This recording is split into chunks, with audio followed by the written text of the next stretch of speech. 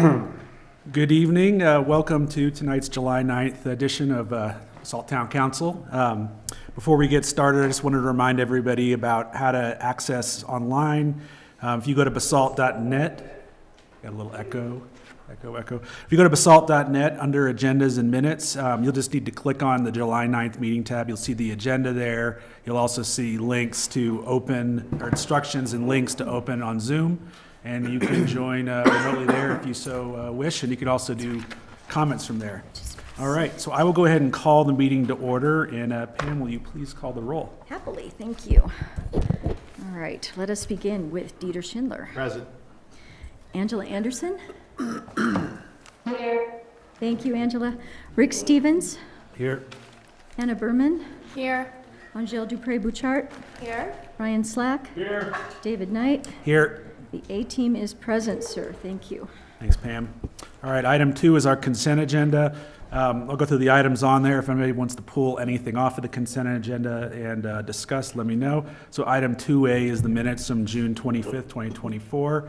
Item 2B is the reappointment of Basalt Affordable Community Housing member, reappointed Katie Erickson to Bach for a 3-year term to end June 14th, 2027. 2C, resolution number 32, series of 2024, resolution of the Town Council of the Town of Basalt, Colorado, approving agreements for Midland Streetscape project work at 150 Midland Avenue and 160 Midland Avenue.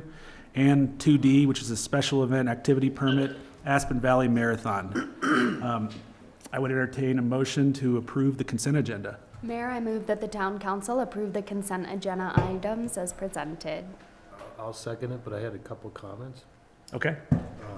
2B, interested in when the housing survey comes out here in the next couple meetings. The current one, I'd like to maybe visit with Bach, if that's okay. At the same time, we sort of present that. Do you want to talk about the workflow kind of further when that comes out? It's just, yeah, I haven't seen or talked to too many Bach people in a while. I just thought maybe where that housing survey is going to come out in a couple weeks, a couple more meetings. Yeah, Maybe we could coordinate a little work session with them or something.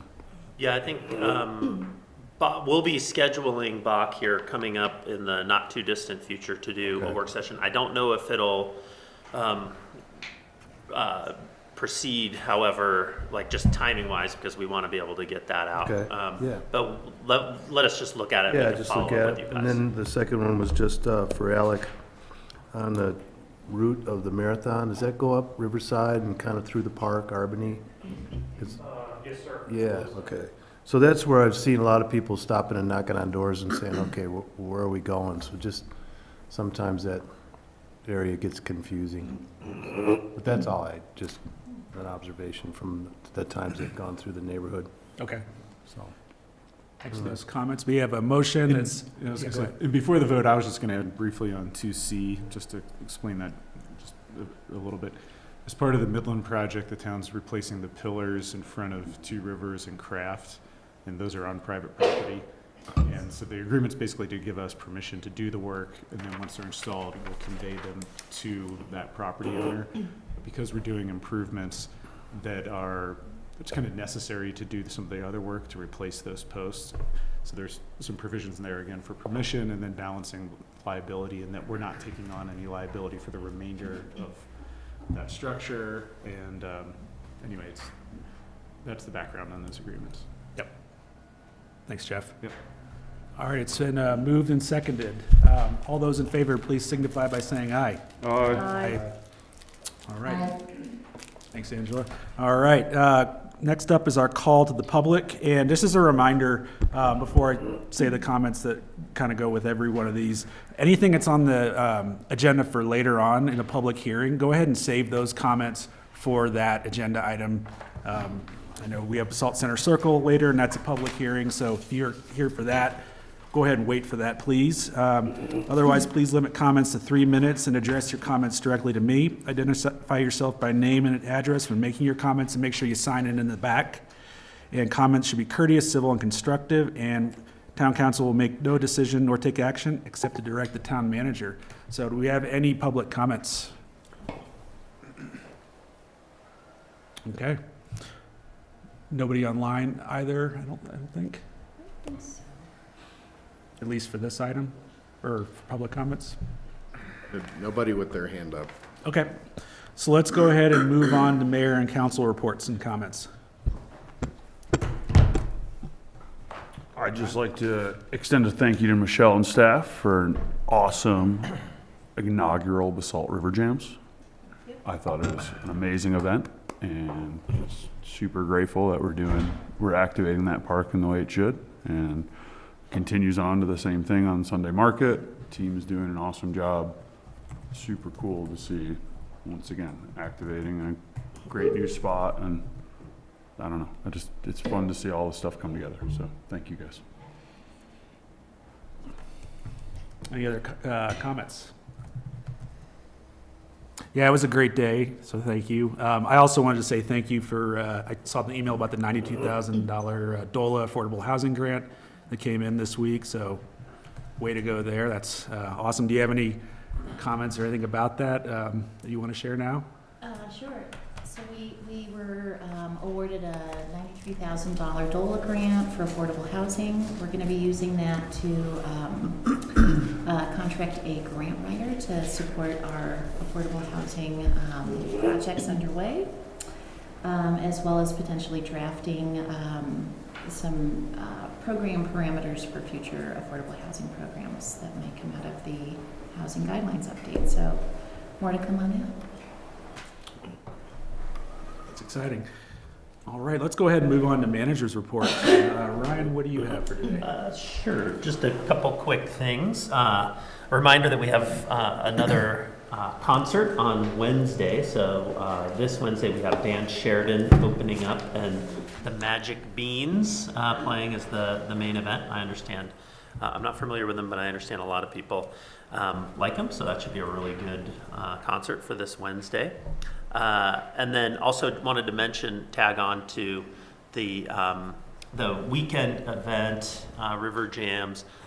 Just to clarify, unfortunately, we had to cancel the river portion of that, the boat parade that we were hoping to have. It was just this year the water was too high, and we felt that it wasn't going to be safe. So we'll look forward to that again in the future. And again, we'll just need to monitor water levels and such.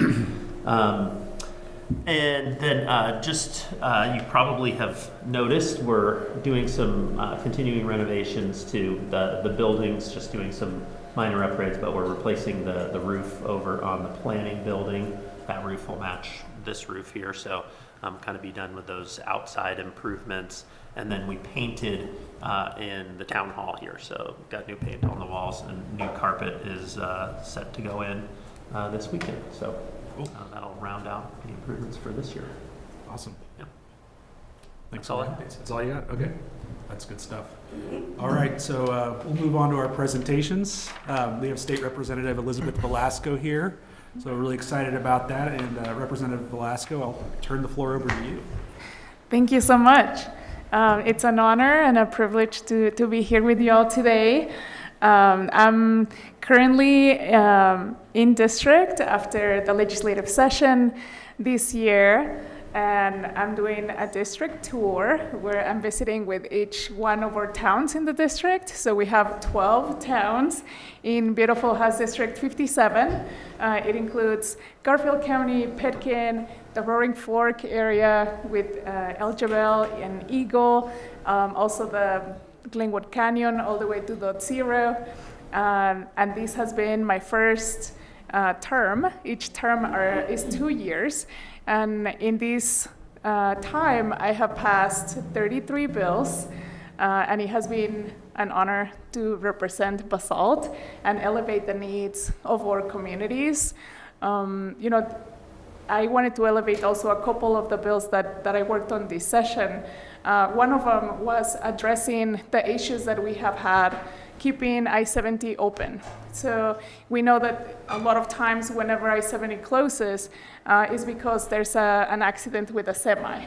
So we are increasing regulations to make sure that our commuters are able to travel safely, that we can keep our roads open, and that was one of the bills that I passed this session. I was also chair of the Wildfire Matters Committee last interim. This year, I'm the vice chair.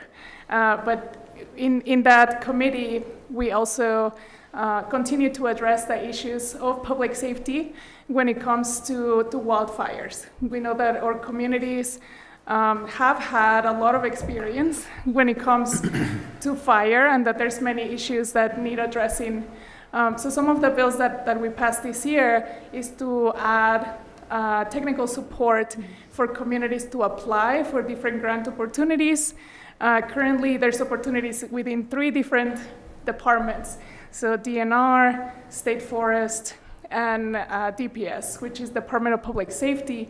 So we wanted to make sure that our collaboratives and communities were able to access the funding for fire mitigation projects, watershed protection and support, and making sure that we are doing all the work ahead of time and being proactive. I have a background in wildland firefighting, also in public information with the National Forest, and was heavily involved in the Grizzly Creek fire, the Lake Christine fire. And this year in the committee, we're addressing the issues that we're seeing around insurance. We know that many of our community members and even our local municipalities are having issues just getting insurance and being insured. So we're working to address that. I am also an environmentalist and really care about everyone having access to clean air and clean water.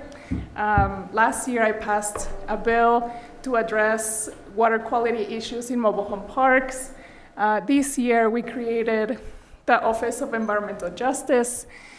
We also increased fees on oil and gas production to have that money invest in transportation. So RAFTA is going to get some of those funds allocated to them automatically, but we also have 2 other buckets. One is for grant opportunities for expanding ridership and expanding routes for our transportation district. Also, the other bucket is for infrastructure grants. So I think that's going to be a huge opportunity for us to make sure that we apply for those funds and that we are expanding our transportation system. In our community and our district, our number 1 contributor to emissions is traffic. So it's very, very important, for us to continue to work on lowering the emissions and making sure that we have access to clean air. So I am also running for re-election in November. So it's been an honor to work together, and I am always in touch with Mr. Mahoney to chat and go through the legislative process. And I also want to, this to be an open door, to welcome your input, to welcome and hear from you on what you're all working on, and how can the state continue to support the work that y'all do. Very excited for that DOLA grant. I agree that housing is our number 1 issue in the district, and we'll continue to work together to address that. But also open for questions if you have any. Thanks for that synopsis. What questions do you all have?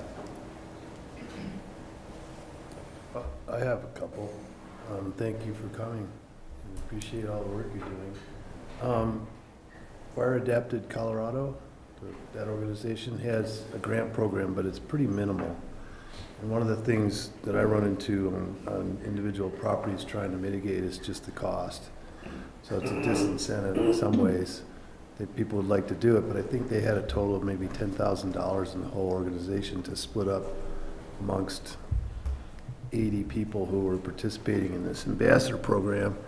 And it just seemed very, why put the energy into an application when you're lucky to get $5,000 or $8,000 or $1,000 out of it. So I don't know if there's a way to boost that for individuals who are trying to do the right thing, but are, the barrier is cost, because you could spend, we've looked at several, the average cost to do a single-family residence in a wildfire-prone area is about $3,500.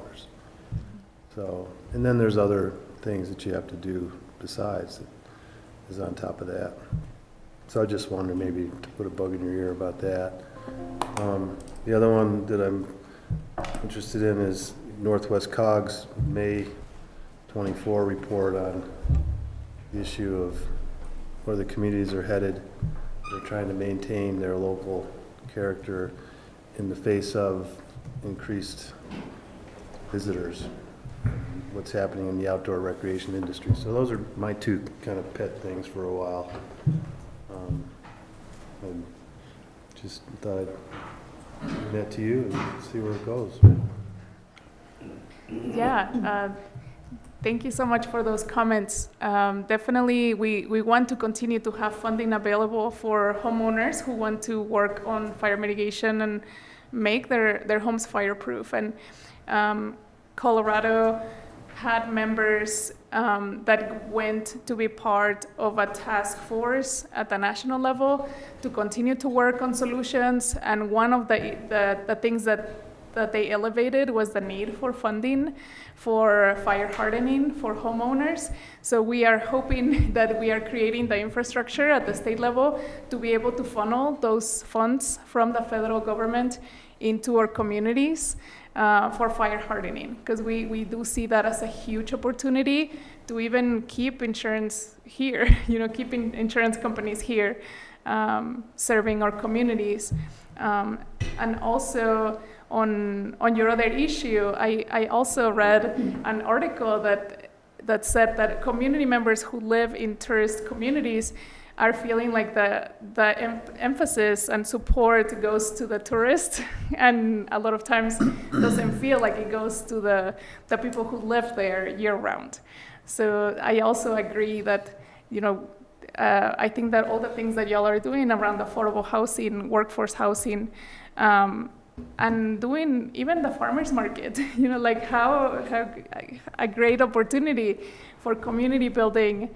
And for people to feel that they belong here, that this is not a temporary job or a temporary area where we live. So I'm also very supportive of that, for people to feel like they belong in this community, and we're investing in them as well. Thank you. Thank you. What other questions do you all have?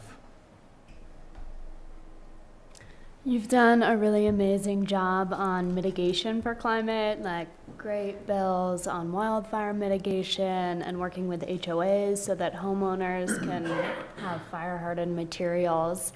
And I'd love to hear just a little bit more about what you might see on the horizon in the state legislature about climate on the other side in terms of prevention of carbon emissions.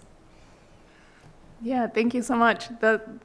That's a great question. So in Colorado, we have aggressive goals of reducing our emissions. We want to get to 90% reduction by 2050. We are on track to meet our goals for 2030 as well, and we have a roadmap for emission reduction. And if we don't change anything, we're 90% there. And we continue to invest in geothermal energy, in wind, in solar, moving away from oil and gas, and making sure that we are investing in the just transition, that we're investing in those good jobs. I think also, a lot of our housing bills that we worked on this year to make sure that we have housing close to transit, that we have, that people are able to live with their loved ones without occupancy limits. A lot of those things are definitely going to get us there, but we continue to look at clean, firm energy and also, other paths and continuing to work on that climate adaptation piece as well. I think that extreme heat is something that that I see as an urgent issue. And, we're not Phoenix or Arizona, other cities that are seeing, 130-degree weather. But we do continue to break, to break the, those temperatures that we have never seen. To have 100-degree day, in Denver, they have 3 days of 100-degree weather in a row for the first time in a long time. So I do think that will continue to be something that we focus on. And now with our climate adaptation office, we'll continue to work on those things. And I am definitely a champion, for those policies. And I do think that we are well positioned to have some of those industries come to our communities, and for us to have access to that economic driver, while also mitigating, the footprint of oil and gas. Thanks for that. I have kind of a follow-on question to that. As far as, you hear a lot about local control on these topics, housing, climate, also kind of the rural versus urban, and how, in addition to just the party movements and party interactions, that part as well. And I'd be curious, for climate in particular, local communities have a lot of things that they could do, and we don't necessarily want a one-size-fits-all from the state.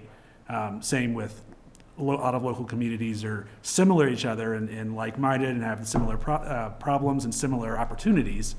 Yet in the urban, that's most of the assembly. So kind of what is your approach to balancing that when you're in the legislative process?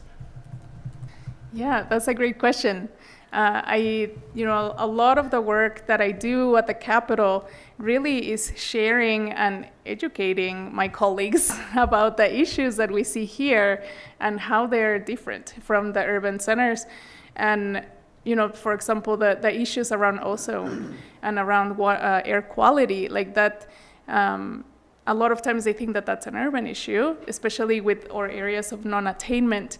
We have areas that will never have clean air, which I think is insane, to think about in our communities.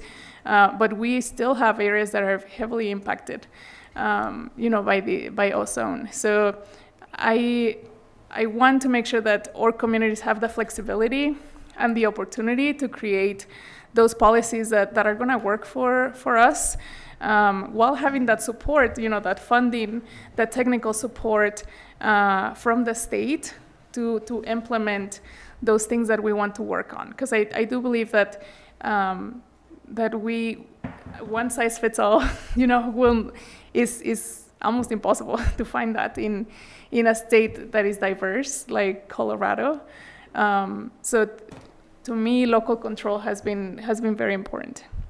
Yeah, I appreciate that, because that's something, it's important to us too, and we could use all the enablement and I think the technical know-how and things, getting information, but as far as solutions on the ground, enablement is definitely a goal of ours. Mm-hmm. Any other questions or comments or anything like that? Otherwise, I got one more if not. Tax relief for seniors and those on fixed incomes. Can you give us an update of what kind of discussions at least are occurring in the Capitol on that? Yeah, so this year we had I guess even last year we had the special session around property taxes. So we did have a bill this year that caps property taxes in the future, which I think is definitely. It was a very hard decision, but it was a bipartisan bill with a lot of support.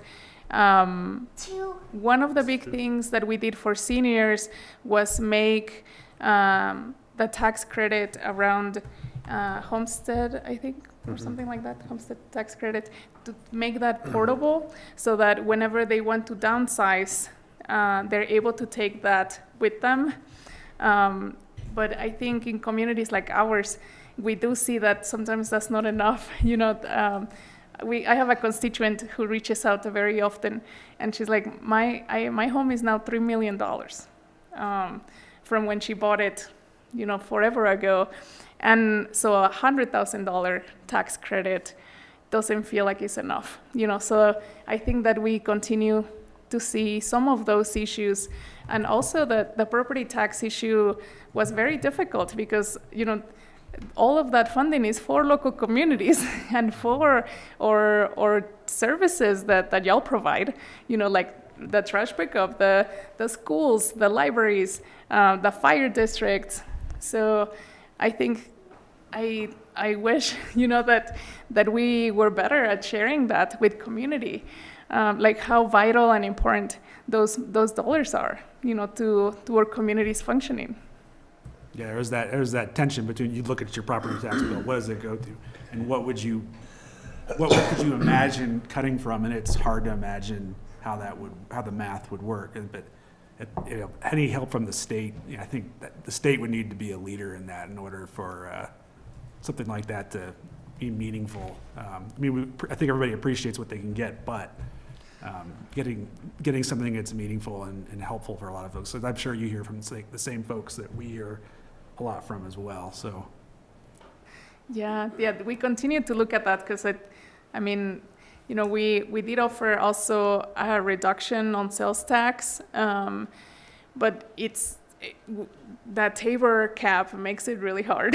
A lot of those funds have to go back to our community, and we got rid of the budget stabilization factor for schools. So this is the most money we have ever invested from the state in schools, which is a huge deal, but is still not enough. We are at 1989 levels, which it's pretty bad.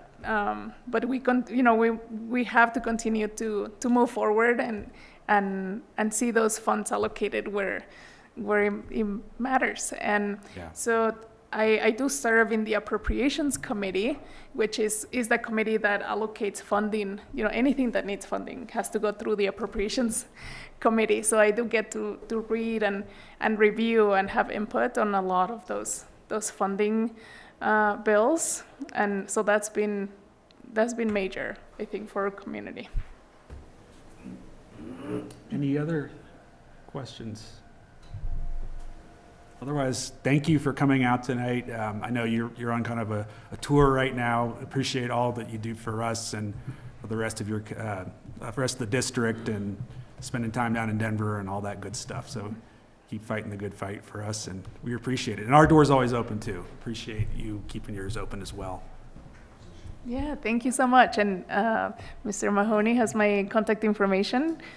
Please share with all our members, and thank you also for all the work that y'all do for the community.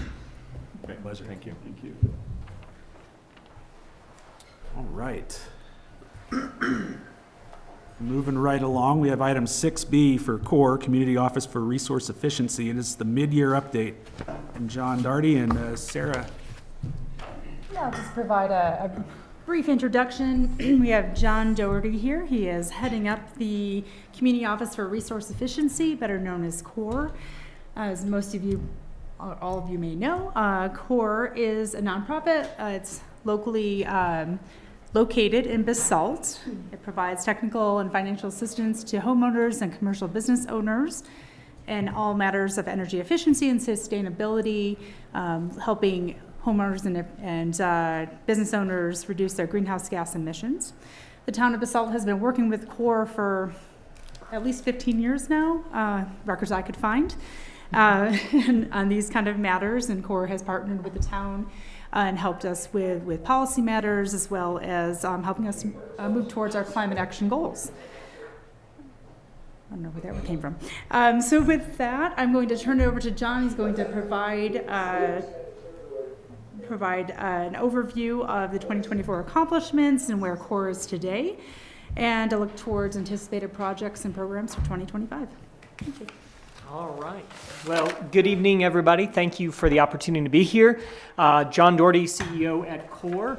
I am sort of kicking off this update and presentation mid-year to say that congratulations, and as 2024 rolls around, you all have been partners of CORE for more than 15 years at this point, and this year we are celebrating CORE's 30th anniversary as a nonprofit organization that was formed through a partnership of local governments and utilities to help reduce greenhouse gas emissions in a variety of ways, but today it's really focused on the built environment.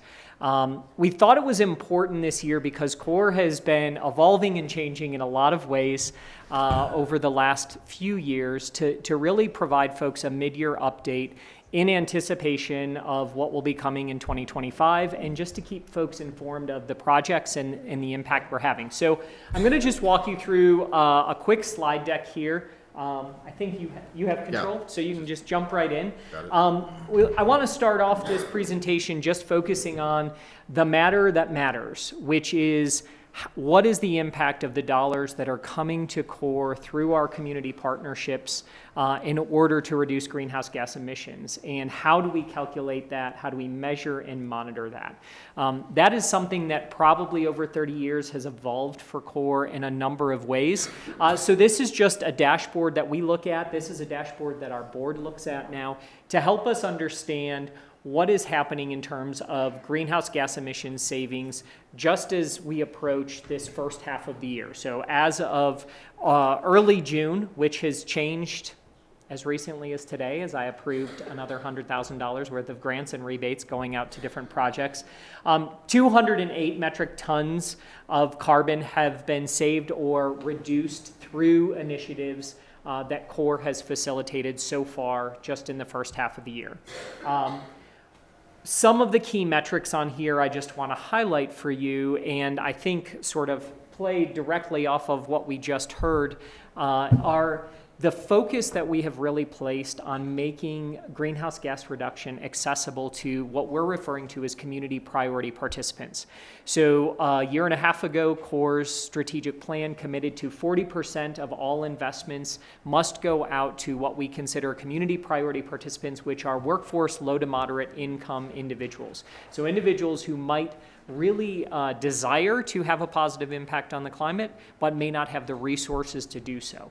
And that has been really CORE's mantra or approach for the past 30 years. Probably more like 26 of those years when CORE was the first in the world to establish the Renewable Energy Mitigation Program, the REMP program, which is a fee-based program that many of you may know about coming out of Pitkin and City of Aspen, whereby what I refer to as super emitters or super users of the production of carbon pay a fee to the county or the city, and those dollars are then distributed to CORE, and CORE administers them out in grants and rebates. So this just gives you an idea of where we are. $106,000 was awarded as of June 6th. I will double that to $206,000 as I approved invoices a couple of hours ago.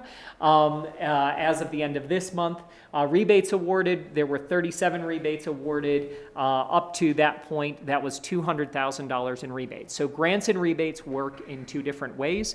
Grants are used for large-scale projects, high-impact projects, and they're evaluated on a case-by-case basis. Rebates are issued on a regular program that is open enrollment. People apply and they say, look, we're looking for this match rebate on a project to, the things we're looking at today are a lot of mini splits are going in, a lot of transition to energy efficiency upgrades. So that's just a way to look at where we're at year to date. If you want to go on to the next one.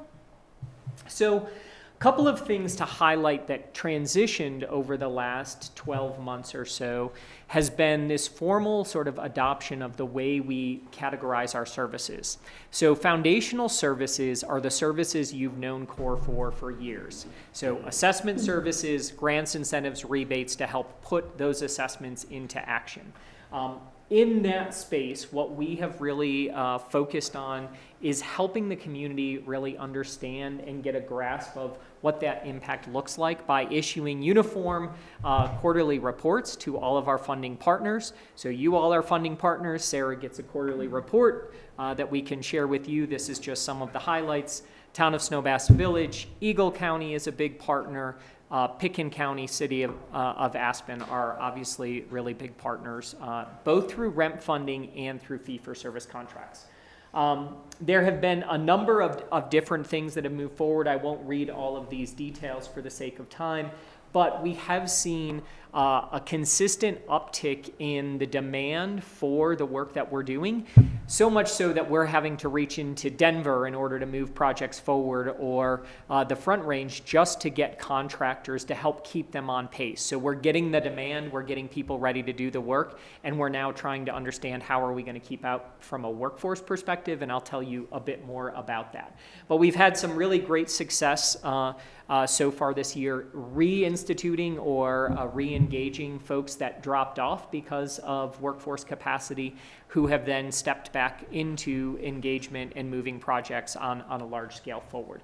A couple that we are really highlighting right now, as we celebrate our 30th anniversary, you'll see dates about when you can come. You'll all get an invitation. We hope you'll join us at one of our project sites, which was with Snowmass, or which is at Buttermilk with Skico, and so we'll be celebrating that. But one of the things that we are really also trying to highlight is there aren't many buildings within the valley, particularly Basalt and up, that CORE hasn't been in some way having a positive impact through efficiency upgrades and or major renovations, whether that is affordable housing projects.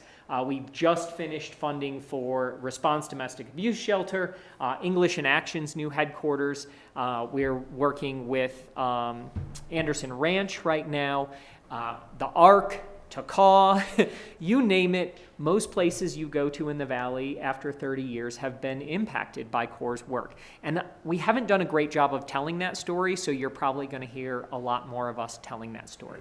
You want to jump on to the next one? A couple of things that we have really focused on specific to Basalt. I just actually sent the first grant check out today to Stotts Mill neighborhood for the child care center. So they are one of our partners in order for that facility to be as green as possible. And we're really driving up our work with many of our multifamily HOA overseen managed projects due to some federal funding that CORE received to study a three-county initiative to study multifamily housing projects and where there are opportunities that exist to do major renovations for energy efficiency or electrification upgrades. And I'll hit on that as well. But one of the most exciting ones, again, right down the road, is we are working with Eagle County right now and Holy Cross Energy on a project in Blue Lake to look at a whole package electrification program whereby we would 100% be able to fund through the combination of grants, incentives, and rebates, major efficiency upgrades, electrification opportunities. We're still in the negotiation stages with that. We are bringing in finance partners to do that through a model that we're implementing called our Regional Building Performance Hub, and I'll tell you a bit more about that in a second. But just wanted to give you an idea of sort of the scale and scope that is happening and the pace at which CORE is really starting to move on some of these initiatives. All right. Quickly on Coal Basin, in case anyone has heard about the Coal Basin Project. Who knows about the Coal Basin Project? Okay, several of you know about the Coal Basin Project. So we are moving forward right now. We have a pretty robust team of folks who've been working with us the past couple of years. We are about to submit our next project application. It should go in this month, so by the end of July, to Forest Service to actually put forward a project proposal. At that point, because everyone asked me this question, we then start all of the NEPA process and all of the questions around, okay, what are we doing about mitigation here, here, and here, and what's the implications to the community in this way? And we've done a lot of our community engagement work to understand that on the front side of our proposal. We've worked with a lot of community partners and have those partners at the table, but we're now at a point where we actually have a whole dedicated committee inside of CORE with engineers on it, engineers locally, engineers from the Front Range, engineers from out of state, really helping us evaluate how we're going to move this forward. So that's what we expect to be seeing happen next. Pitkin County, because Coal Basin falls in that in their territory or within the county limits, they are actually the funders of the costs associated with the NEPA process. Because they're really committed to seeing that move forward, they have committed funding to pay for the NEPA process costs and studies associated. So that's our update on Coal Basin. More to come as we have more information. So this is probably our biggest and most significant. This is part of the agreement we have with Eagle County and all of our partners across the region, which is a regional building performance hub. Sarah's been invited. You all are welcome to attend. We will be at RMI. I just updated the invitation while we were sitting back here. On the 31st of July to introduce a building performance hub concept. This is a new model that is basically the best practices that are coming up across the country.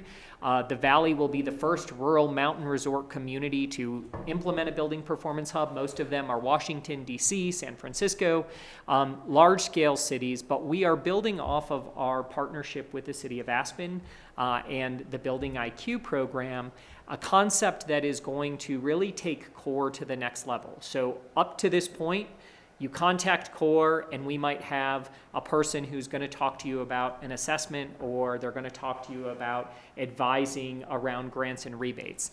This is actually taking it to a whole nother level of advising on your financing strategy, how you model financing using federal, state, local, Holy Cross, CORE, local government, all of those packages put together. So it is sort of like what we're talking about with Blue Lake as a model. It is a way to put the whole package together and guide someone through the process from start to finish. Our aspirations around this are that we can get further upstream around all construction projects in the Valley by working with our building code officials, working with the local governments in order for us to put a package together on the front side before they're approving construction or major renovations, to know that they're being done in the most green way possible. So Building Performance Hub is something you all invested in as part of our partnership. It will come online in 2025. We'll be doing a dedicated update on where we're at with that, some of the new finance strategies that we're bringing in. CORE has really taken an approach over the last year of leveraging external community partners. So we're working with the Institute for Market Transformation, which is a national consulting company that has built these across the country to build one customized for our Valley. We've also brought in a group called Sustento Group that has built these in LA, but the owner and his wife moved back to Carbondale. So he is now on staff as a contract consultant advising on how did they get from start to finish, and he'll be a part of that presentation. So really important advancements in that space. The other thing about building performance standards and benchmarking as it ties into the Building Performance Hub is it also has opened CORE's doors to an important area, which is our evolution in funding strategy. So over the last couple of years, we've been working to move beyond REMP. A few years ago, REMP funded 99% of CORE's budget to the tune of $2.5 to $3 million, and then Eagle contributed some, you all contributed some, Holy Cross did. This year, our budget is $1 million larger, and 50% of that budget is funded by REMP. And so we've done that by implementing a development team and beginning to offer fee-based services. So local businesses can actually contract with us in order to meet Colorado's benchmarking requirements, and then get advising at a fee for CORE's concierge and engineers to be able to come in and advise them to be in compliance. So that is another way that we're really trying to evolve and diversify our own funding stream. I get quoted for saying this with no facts behind it, so I'll just say it again. You know, we keep talking about How are we going to get to our greenhouse gas goals? These are $30 million a year problems that we've been trying to tackle on $2.5 and $3 million budgets. So we've really been focused at CORE on how are we going to get the dollars that are going to move the needle at the level we need to. And if we're serious about this work, that's what we're talking about, because we're hearing these commercial businesses say, we need to do whole system renovations. And we have just completed for Town of Snowmass Village on a contract 4 building assessments. Each of those buildings are going to have a minimum of $750,000 worth of work to do. Like that's not a CORE grant on our current scale. So we've got to figure out solutions. All right, we will keep going here. So I mentioned the Building Performance Hub and IMT, so we'll skip through this one. You can learn more about that along the way. So a couple of quick things just to talk about organizational capacity building. One of the big things that we have been driving over the last year and a half is how we look at things from a more regional perspective. So these are 3 initiatives that we are engaged in that I think are relevant to you in partnership with Pitkin, Garfield, and Eagle. First is a multifamily study. I mentioned that we've been studying. We now know the exact number of units across the 3 counties, how many of them are on gas, how many of them are on electric, what the opportunity is, and we just completed a survey to find out the property owners who are willing to take action with the question, if we get you the money, will you do something about the problem? And with that information, we were able to do that through a federal grant that we were awarded last year. We completed that study, and now we are in the second phase. We will submit on Friday for $200,000 more to begin to fundraise and do a capital campaign, essentially, to move those folks into action across the 3 counties.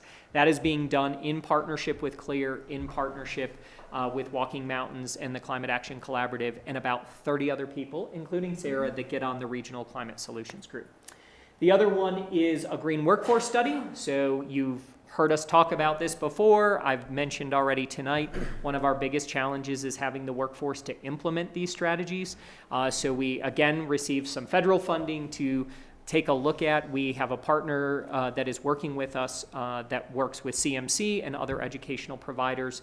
That study will be wrapping up and will involve 3 presentations across the 3 counties, as well as a meeting that will be hosted in late August at the Aspen Institute, where we'll be talking about how the Building Performance Hub, how building standards, how multifamily, and how green workforce study all have to come together around the resources if we actually want to move the work at scale. So those are some of the other things that we focused on. And then I mentioned around our professional expertise, not only have we expanded through partnership contracts and bringing in subject matter experts, but we've also expanded into the space of architectural engineers. So our new climate action director is actually an architectural engineer who is really starting to get into the meat of understanding building construction, has been a project manager for KORU and for the hospitals and for many of the schools in the Valley, as well as at a national level, and really starting to think about how, again, do we get upstream on these construction designs so that we're talking about the right approach to doing this work here as early as possible. All right. Governance leadership evolution. This is just an update that I shared with Ryan a while back. We've had some changes. You all have had some changes in your governance leadership.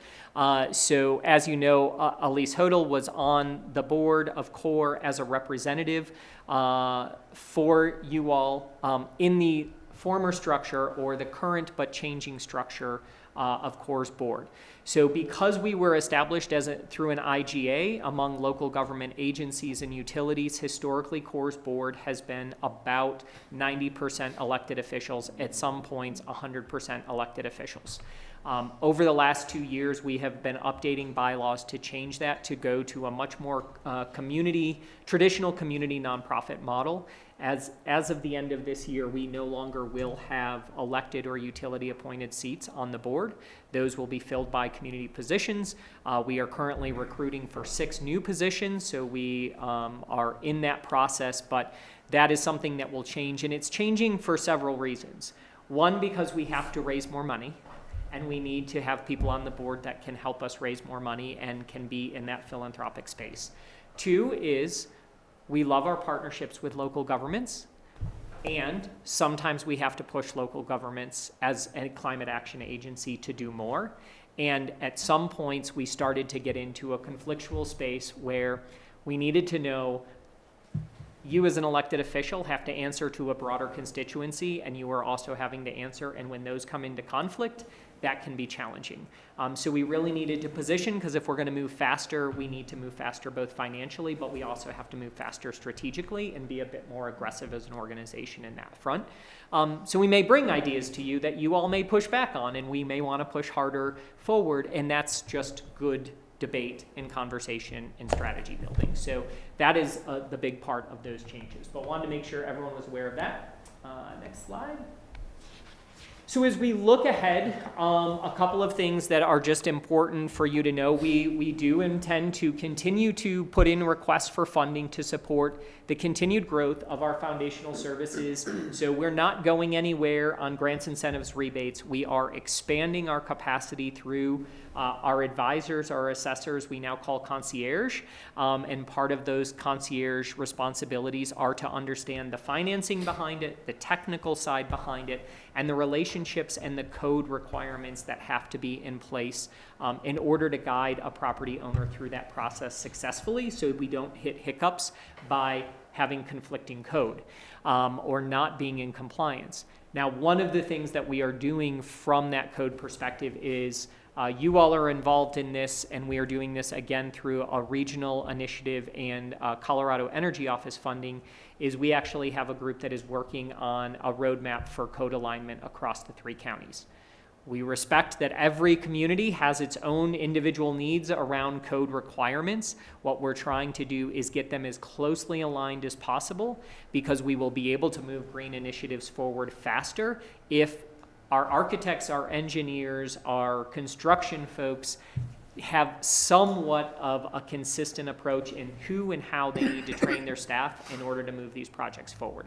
So that is a process that is in play. We have building officials from Eagle, as well as sustainability representatives as a part of that. There's about 30 folks across the whole region that are on a working group for that. And again, we'll be doing community-wide presentations to update around the recommendations in order to hit 2027, 2030, and 2050 targets. So we will be road mapping out, like, how would you get there and what might you consider for code changes as opportunities for local governments to consider changes that they may want to make. So those are the big things there. Again, foundational services, capacity building around our greenhouse gas reduction at a regional goal level. So how are we responding to unique community needs? So City of Aspen last year funded us for foundational services at $850,000. Pitkin County did the same thing, $850,000. Then they contracted with us for special projects and needs like the Building IQ project. That is a separate fee contract. So we want our communities to know that as you are looking at your goals and your priorities, if there are specific things that you're looking for your climate action partner to engage in, our job is to bring those solutions to the table and look for the technical expertise, the knowledge, and the funding to help work with you to make that happen.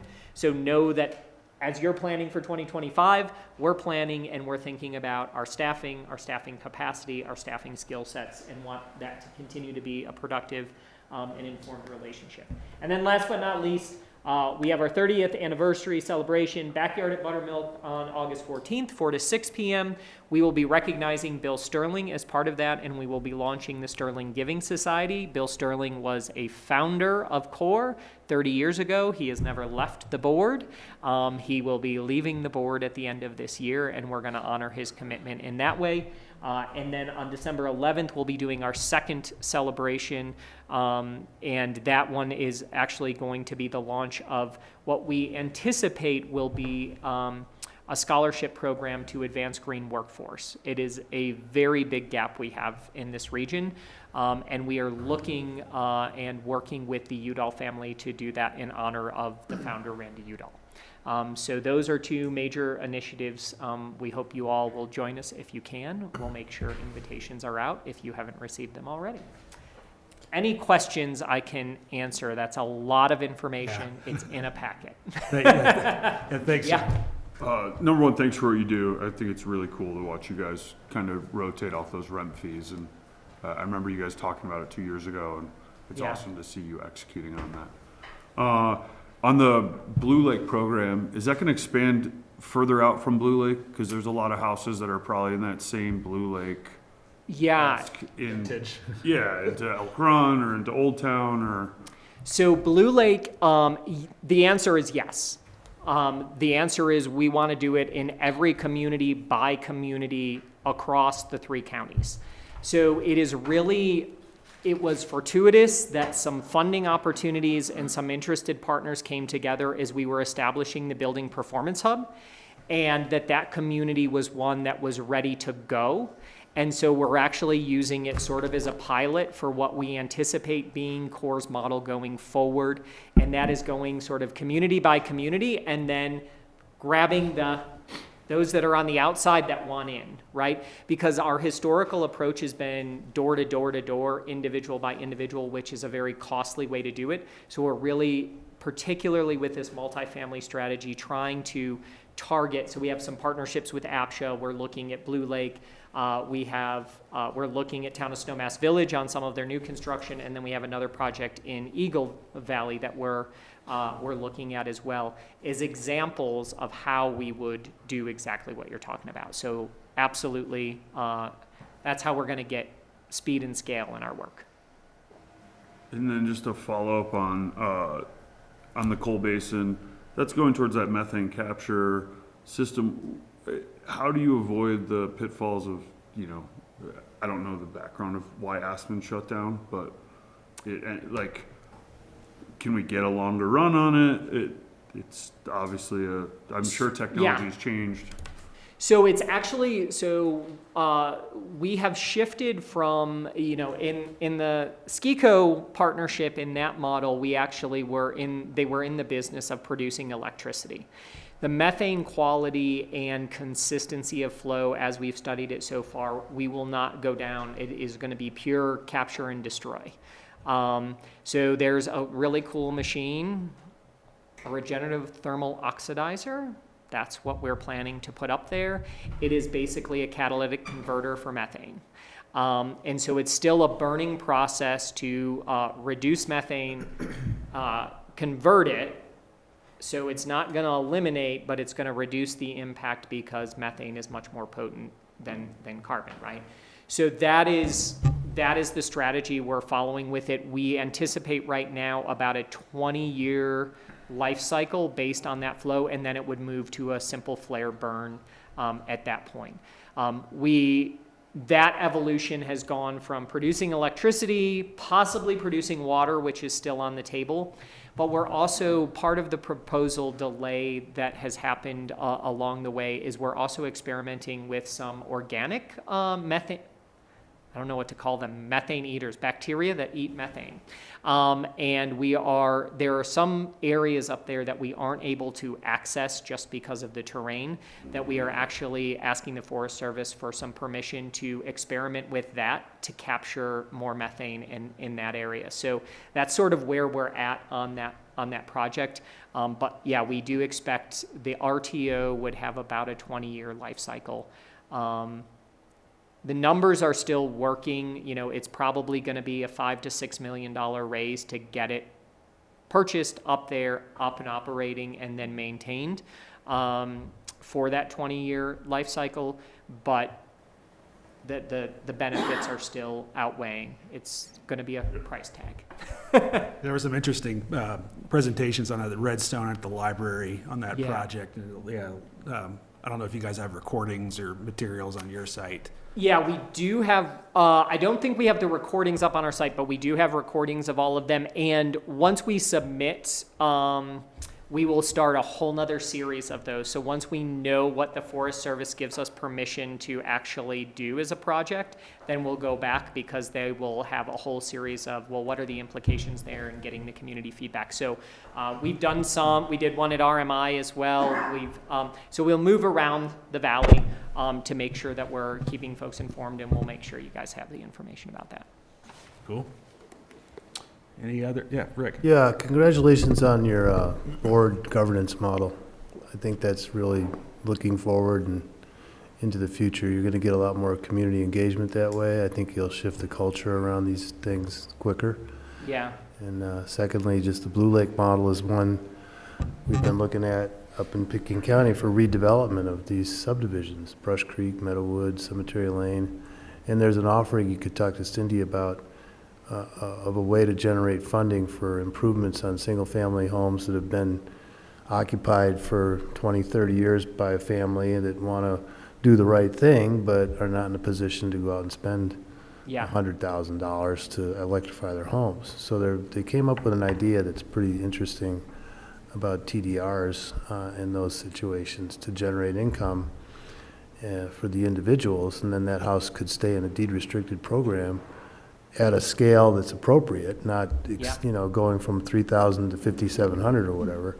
But it was, Glenn Horn brought this up. It was one of the things that was like, oh, lightning bolt, and I think it could really be effective, so.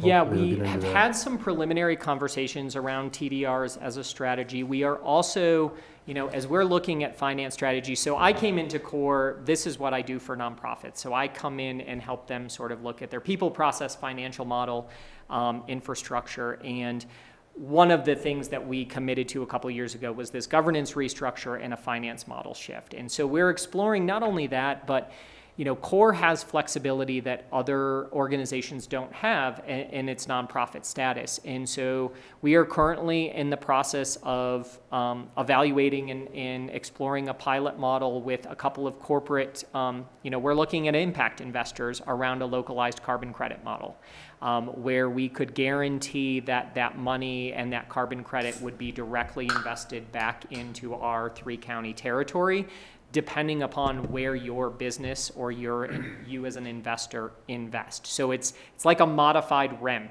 if you will, that allows and makes it more accessible for local businesses, philanthropic individuals, whether they are local or not, to direct their funding through CORE to those priority initiatives. So there's a few of those things in play right now, and hopefully by the time we're coming back to you asking for what you want to put into your next year's budget and plan, we'll be able to give you an update. We are hoping to have a model to go public with by fourth quarter of this year as part of our funding strategy for 2025. So look forward to sharing more about those. And the TDR conversation has been a bit in the mix of that along the way. So thank you for sharing that.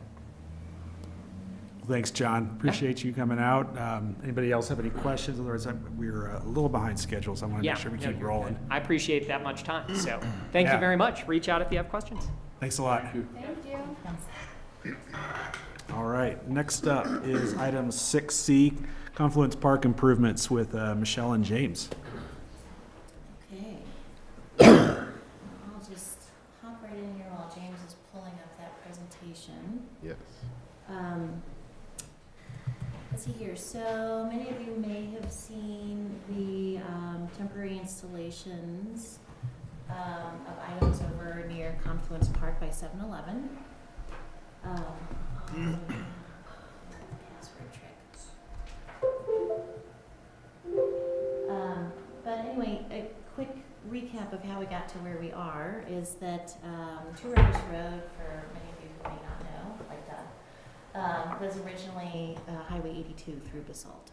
So the intersections that exist along 2 Rivers Road were not necessarily designed for pedestrians first, they were designed for cars.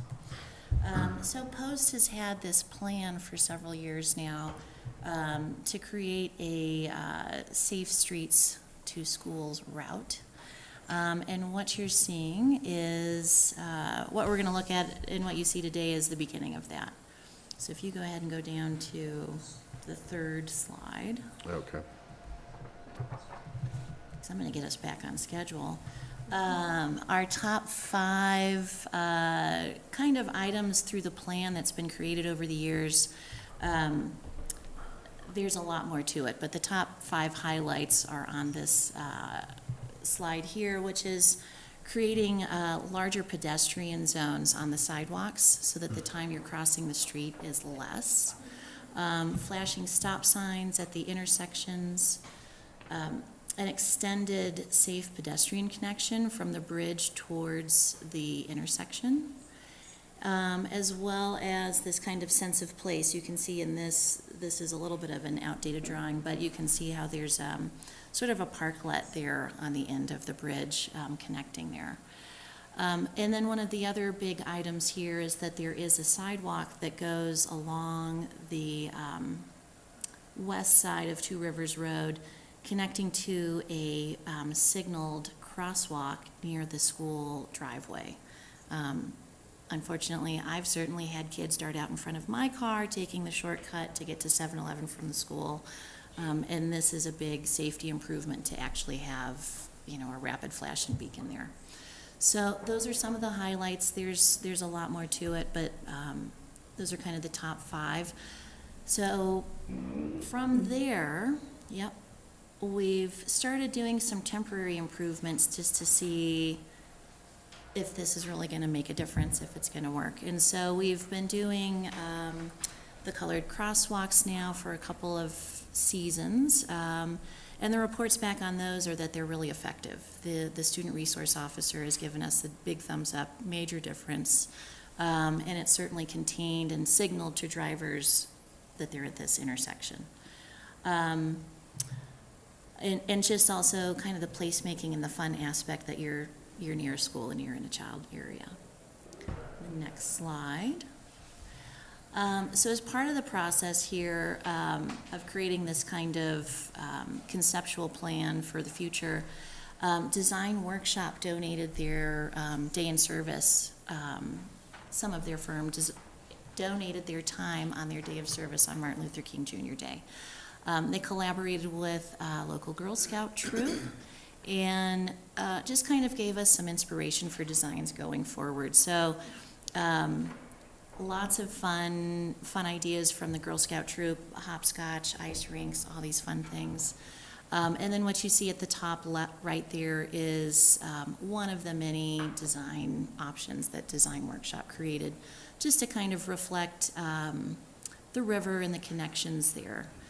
So where that brings us is the next slide, which is what exists out there today. And these are temporary installations of colorful bollards that reflect the colorful crosswalks, just to continue that. Landscape planters to create that kind of pedestrian scale there and to soften the hardscape. And just to really kind of delineate that this space is for pedestrians and not for cars. Fun time when I went out there today to just kind of snag these photos is you can sort of see there on the picture on the right, the campers are out there down at Confluence Park, and it just creates this other feel that this is open, inviting, this is a safe place to go, versus having to maybe navigate behind cars and vehicles to get down there. And clearly, if you can see it in this photo, we may need to install a bike rack over there. I was stoked to see 12 bikes over there. It also just kind of creates this connection between our parks on both sides of the river. We've got Ponderosa Park on the other side with the music park and the garden, and then you have this park here. So just kind of creating this network of connection throughout town. Oh yeah, that's fine. And just seeing that people are really comfortable being there. I didn't take a picture of the blue and white crosswalk because people were in it and they weren't really interested in having their photo taken. But you've seen it. It's doing the same thing. It's just creating additional space there. So these designated pedestrian areas encourage public use. They emphasize the unique qualities of this area, so it's just not the backup zone of 7-Eleven. There's something special there. And it's increasing safety by really delineating the difference between vehicle space and pedestrian space. So next steps are, we could do temporary installations for this whole plan, but we're not going to. It's to really kind of see how these items are working. Are they effective? Are they getting run over? What are the needs there and those sort of things. And then we'll go out, adjust, add, remove as needed. So far we've heard really good feedback. And then we'll come back and create a project budget, construction documents, which we've been given the estimate 9 months to create. Mostly that's because there's a lot of sidewalk improvements and drainage there. And ultimately, this project, we're looking at having it connect to the improvements that Picken County is discussing down at the Whitewater Park. So that will feel like one project, and then implementing the project. One other key point here, and maybe my last point for the moment, is that these temporary installations allow us to do something without having another construction project while Midland is going on. So Appreciate that. that's it. Ryan? I love what you've been doing down there. I did have some feedback for some constituents that like to drive to that park with their dog. Maybe if we could add, one or two. I know the parking isn't that crazy. You could go park at 7-Eleven or Basalt Print Shop. But maybe if we had a little parking, some parallel parking right there, just to give those same people the benefit of that they had before. Yeah, Because they're a absolutely. little confused. It is confusing right now. We have no parking signs there that are not necessarily official. The final plan does have 2 parking spaces, but it includes, we have to do some modifications to that area down at the park to fit it all in, but we hear you. When do you land on the design? Get some great ideas from the Yeah. troop. Well, we're also hoping to bring the troupe back at some point to add some of their own artwork into that blue and white crosswalk, assuming that's working. But I think the design work will forever be ongoing because paint only lasts so long. But the construction work we're looking at is probably pretty close to being done. We'll see what modifications happen with the construction documents. Cool. Thanks. All right, anything? Great. Yeah, thank you. All right. Thank you, James. Thank you. Next item up, item 7A, public hearing and first reading ordinance number 9, series of 2024, an ordinance of the Town Council of the Town of Basalt, Colorado, approving minor subdivision for condominiumization and approving changes to the occupancy priorities and unit mix in the affordable housing units in the BCC project at 140 Basalt Center Circle, Basalt, Colorado. Thank you. Let me check and see if the applicants are here. Yeah, they're coming in. Okay.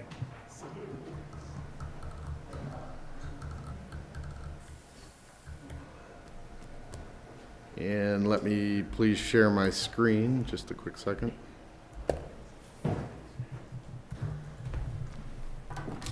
And James, yeah, you're up for this one. We do have the applicants with us this evening. We've got Tim Belinsky and Andrew Light and Jody Edwards. This is a public hearing and first reading of an ordinance on a request for condominiumization, the approved residential units in the BCC mixed-use project. As background, 65 rental units were approved as part of the BCC project, which is at 140 Basalt Center Circle. And it's the site for the replacement of the Clark's Market building that's been vacant for some time. The approved project from 2022 includes a grocery space on the first floor that can contain a restaurant service area and a liquor sales area, as well as 65 rental units, which are a mix of studio and 1, 2, and 3 bedroom units. Of the 65 units, 17 were deed restricted with rent cap requirements, as you can see in the ordinance here. There were additional provisions in the 2022 approvals that the town would have a first right of purchase on 17 of the dwelling units that were deed restricted as rent cap.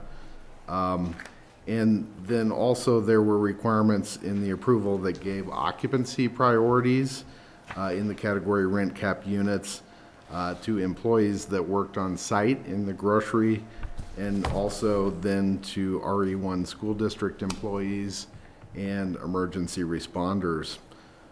As part of the applicant's proposal to condominiumize and sell the units to employers, they're proposing to try and maintain the intent of the occupancy priorities by giving town the right to purchase some or all of the 17 category units for 30 days, as you see in the staff memo.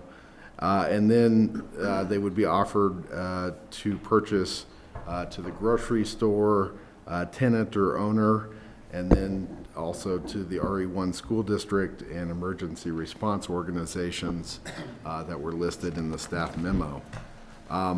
In conjunction with the proposal to condominiumize and sell the units to employers, the applicant has also changed or proposed to change one of the one-bedroom units that was a category unit to a studio unit.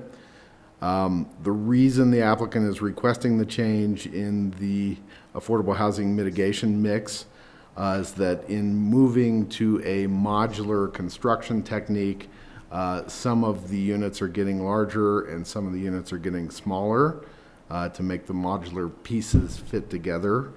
And to make the affordable housing mitigation balance out at the 25% of the residential square footage being deed restricted, they have requested the swap from the one bedroom to the studio unit. As these topics of clarifying the occupancy priorities for condominiumized units and the slight change to the affordable housing mix are affordable housing related, the Basalt Affordable Community Housing Commission, BAC, reviewed the affordable housing topics and the request and recommended approval. Also, in reviewing the requests, staff believes that the applicant's proposal for the purchase options to the various entities, those being the town, the commercial operator of the grocery on site, the RE1 school district, and the emergency responding entities that were approved for the rental priorities, it's generally in keeping with the spirit of the original approvals. Also of note, Bach was accepting of the adjustment to the category mix to change out the one bedroom for the studio unit, so long as they still have to have the 17 category deed restricted units with caps, and they still have to have at least 25% of the residential square footage be category units. The draft ordinance that you have in front of you memorializes these priorities on the sale of the category units, as you can see in the highlighted language of the draft ordinance.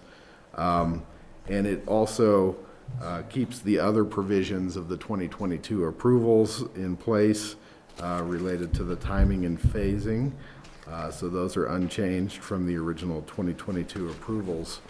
And so as a refresher, the phasing of the original approvals required that the grocery be finalized and finished and completed and operating before CO on the residential component of the project, or that the applicant would need to show proof of a lease with the grocery operator and put up 150% of the cost of the tenant finish of the grocery as security to finish the grocery piece of the project.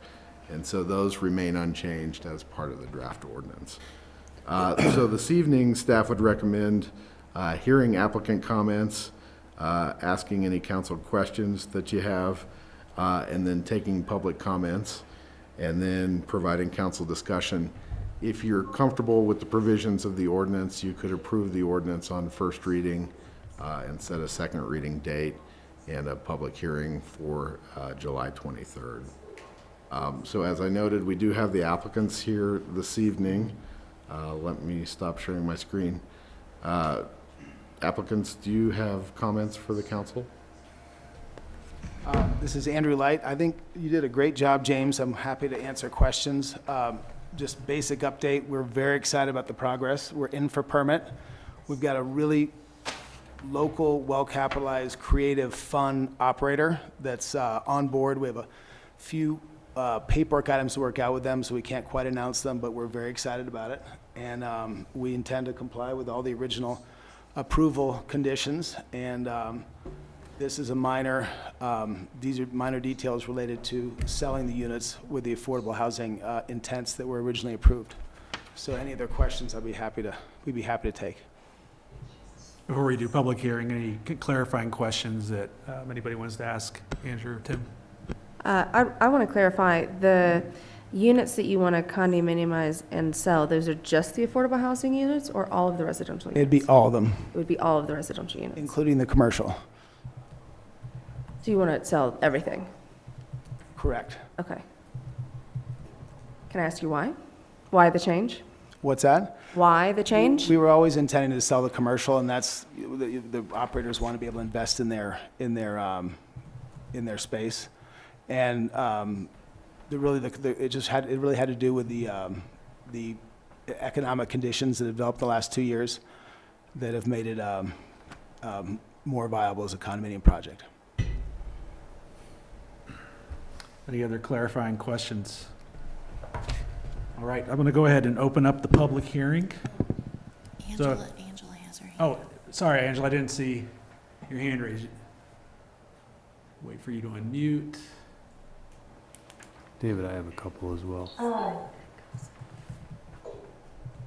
Angela, go ahead. I'm sorry, we're moving on to council questions now? I just had asked if there was, Andrew offered to answer questions, so I was just seeing if anybody had any clarifying questions they wanted answered before we move into public comments. Then I figured we'd have a more substantive discussion and comments. After public comments, yeah. After public comments. Okay, then I'll hold my questions, thank you. I'll wait. Okay, so I have the public hearing open, and I'd like to invite anybody from the public to come up and address council. Ted.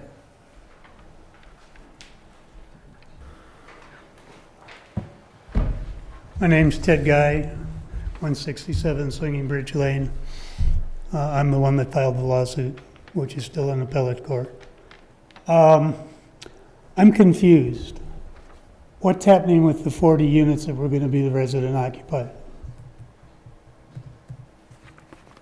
There were 17 deed restricted, and then there were another 40. This You is, usually don't respond to yeah, this is, questions, as you know, Ted.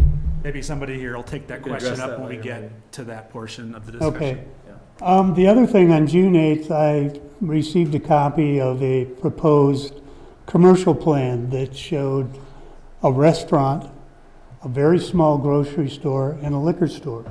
And James just mentioned a restaurant. The code requires a 9,000 square foot grocery. A restaurant is not a grocery.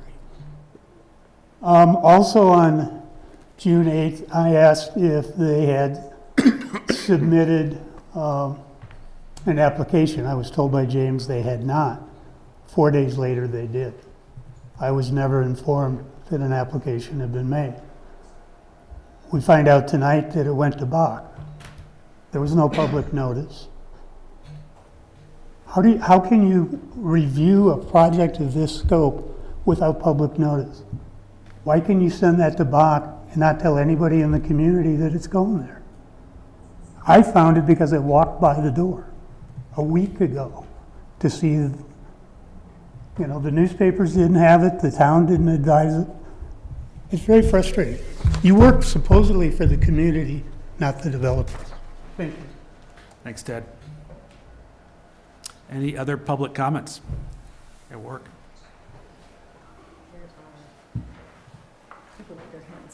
Yeah, we'll go online after this, kind of.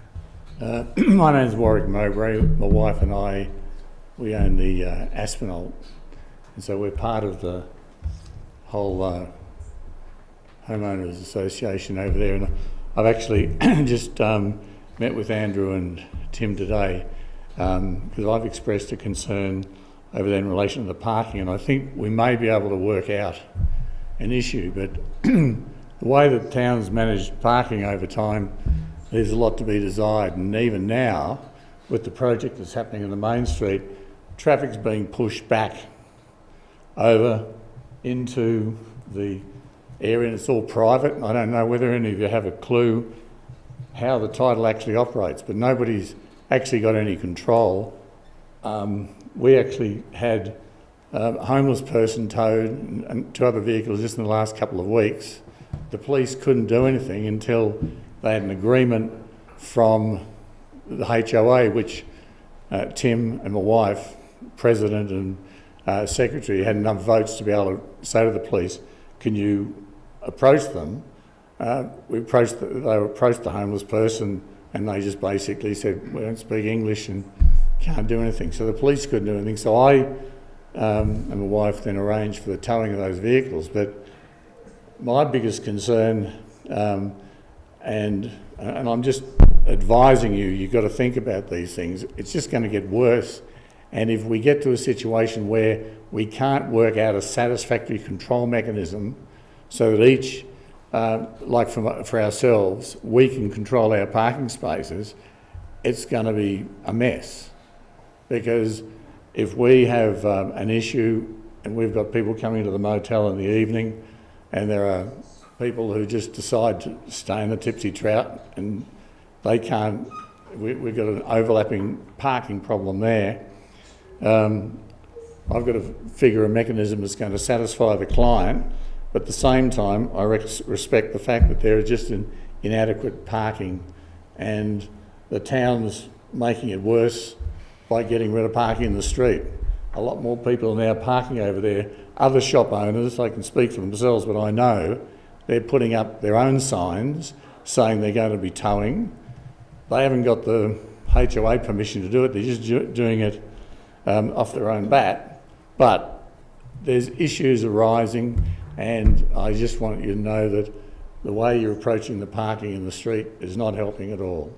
And you're just going to be increasing pressure as more and more people go through. I'm sure that Tim, Andrew and myself will work out something that may suit us, but longer term, you've got issues of boats and trailers, you've got Penske trucks parking overnight down there because they need to stay, you've got all sorts of issues, and it's basically because initially when the parking lots were allocated for the other shops there was just not enough parking. And you guys are just making it worse with what you're doing in the street. And I think you should get serious about addressing it, serious about allowing people to have access, like with boats and trailers. Okay, thanks, Morgan. It's a 3-minute. Sorry? I'm sorry, I didn't Your realise. timer, sorry. That was what went off. We hear you. I'm very sorry. Yeah, thank you. All right, let's go online. Dan Sheehan.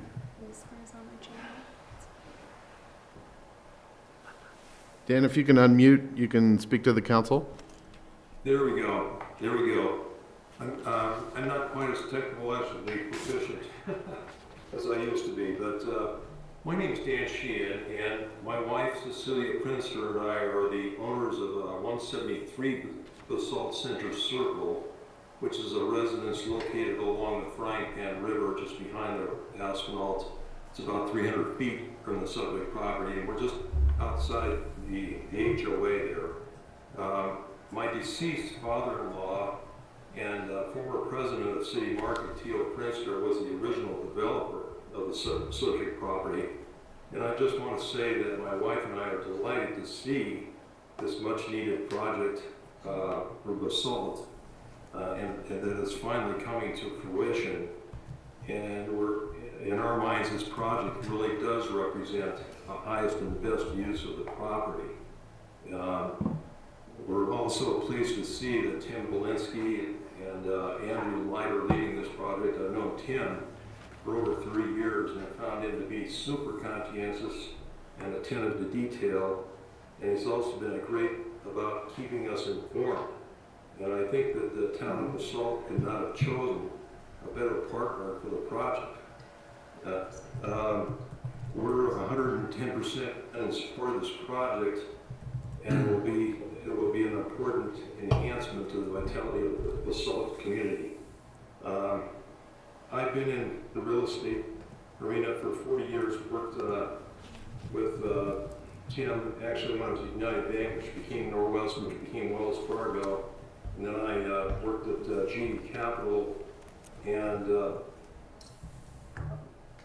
was also managed the real estate department for Commerce Bank out of Kansas City. So I see that this project works, and with Tim's CPA background, he's the right guy for the job. So that's my comment. Thank you very much for hearing me out. Thanks, Dan. Looks like we have Nick.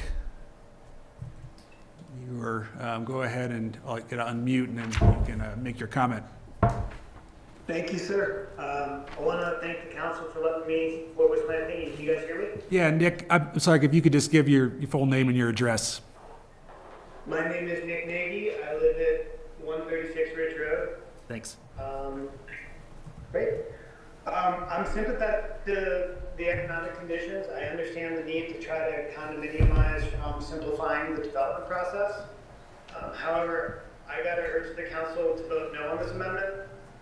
It's put forth as minor change, changing from something that's rentable yearly to something that is sellable once and will create second homes again is a substantive change. The best, most efficient use of space is going to be professionally managed rentals.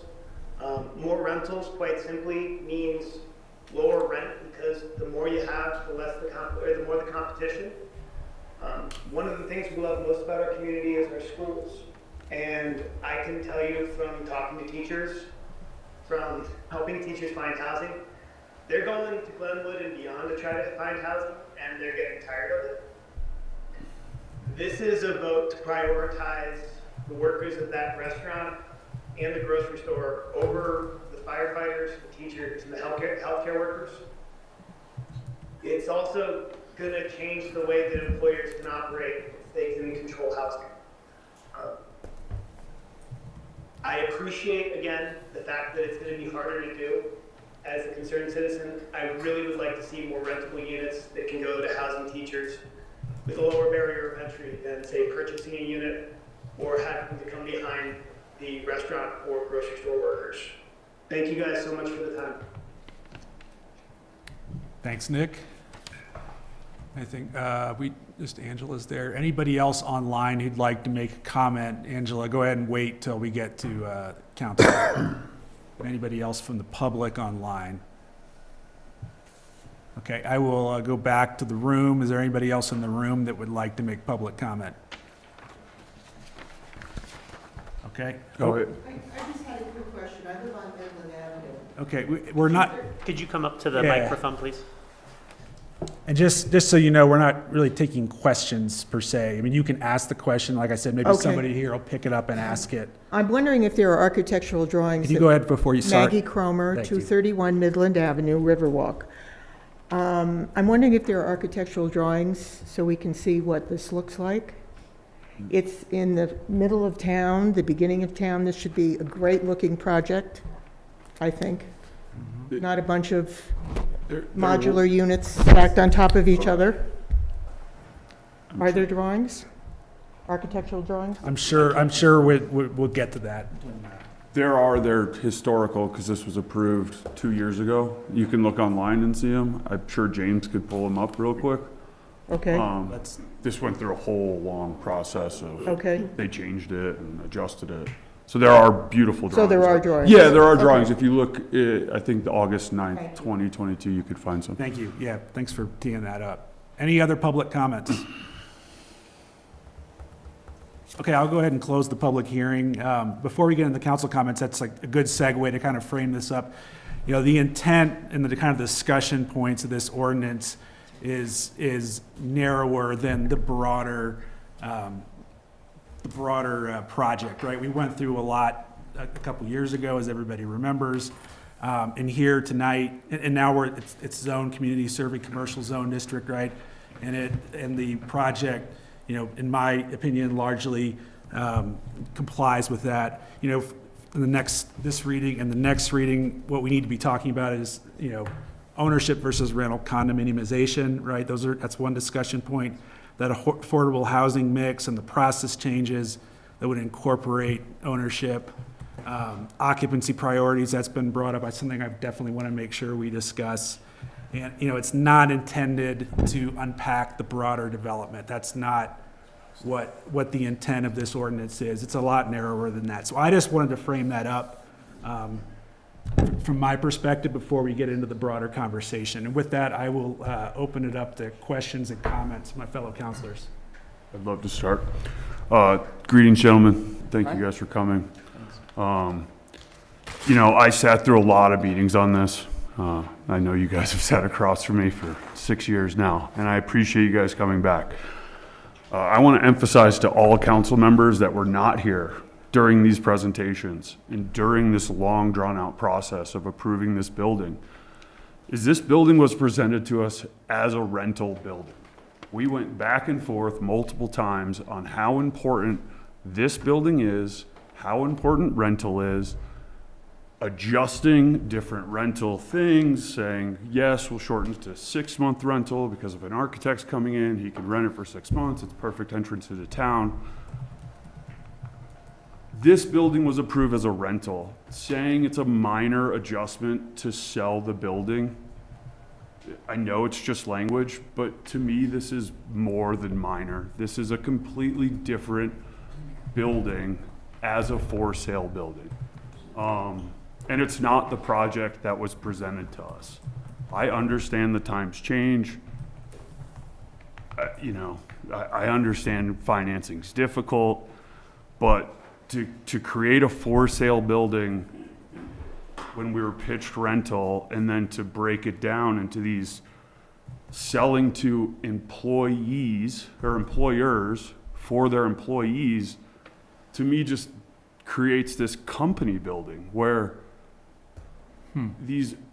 the ownership is through an employer. So if I work for that employer and then I leave, then I lose my housing, which is a huge problem.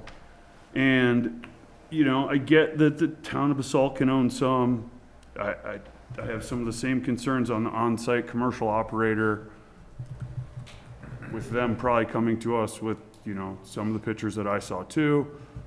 How many units can they get?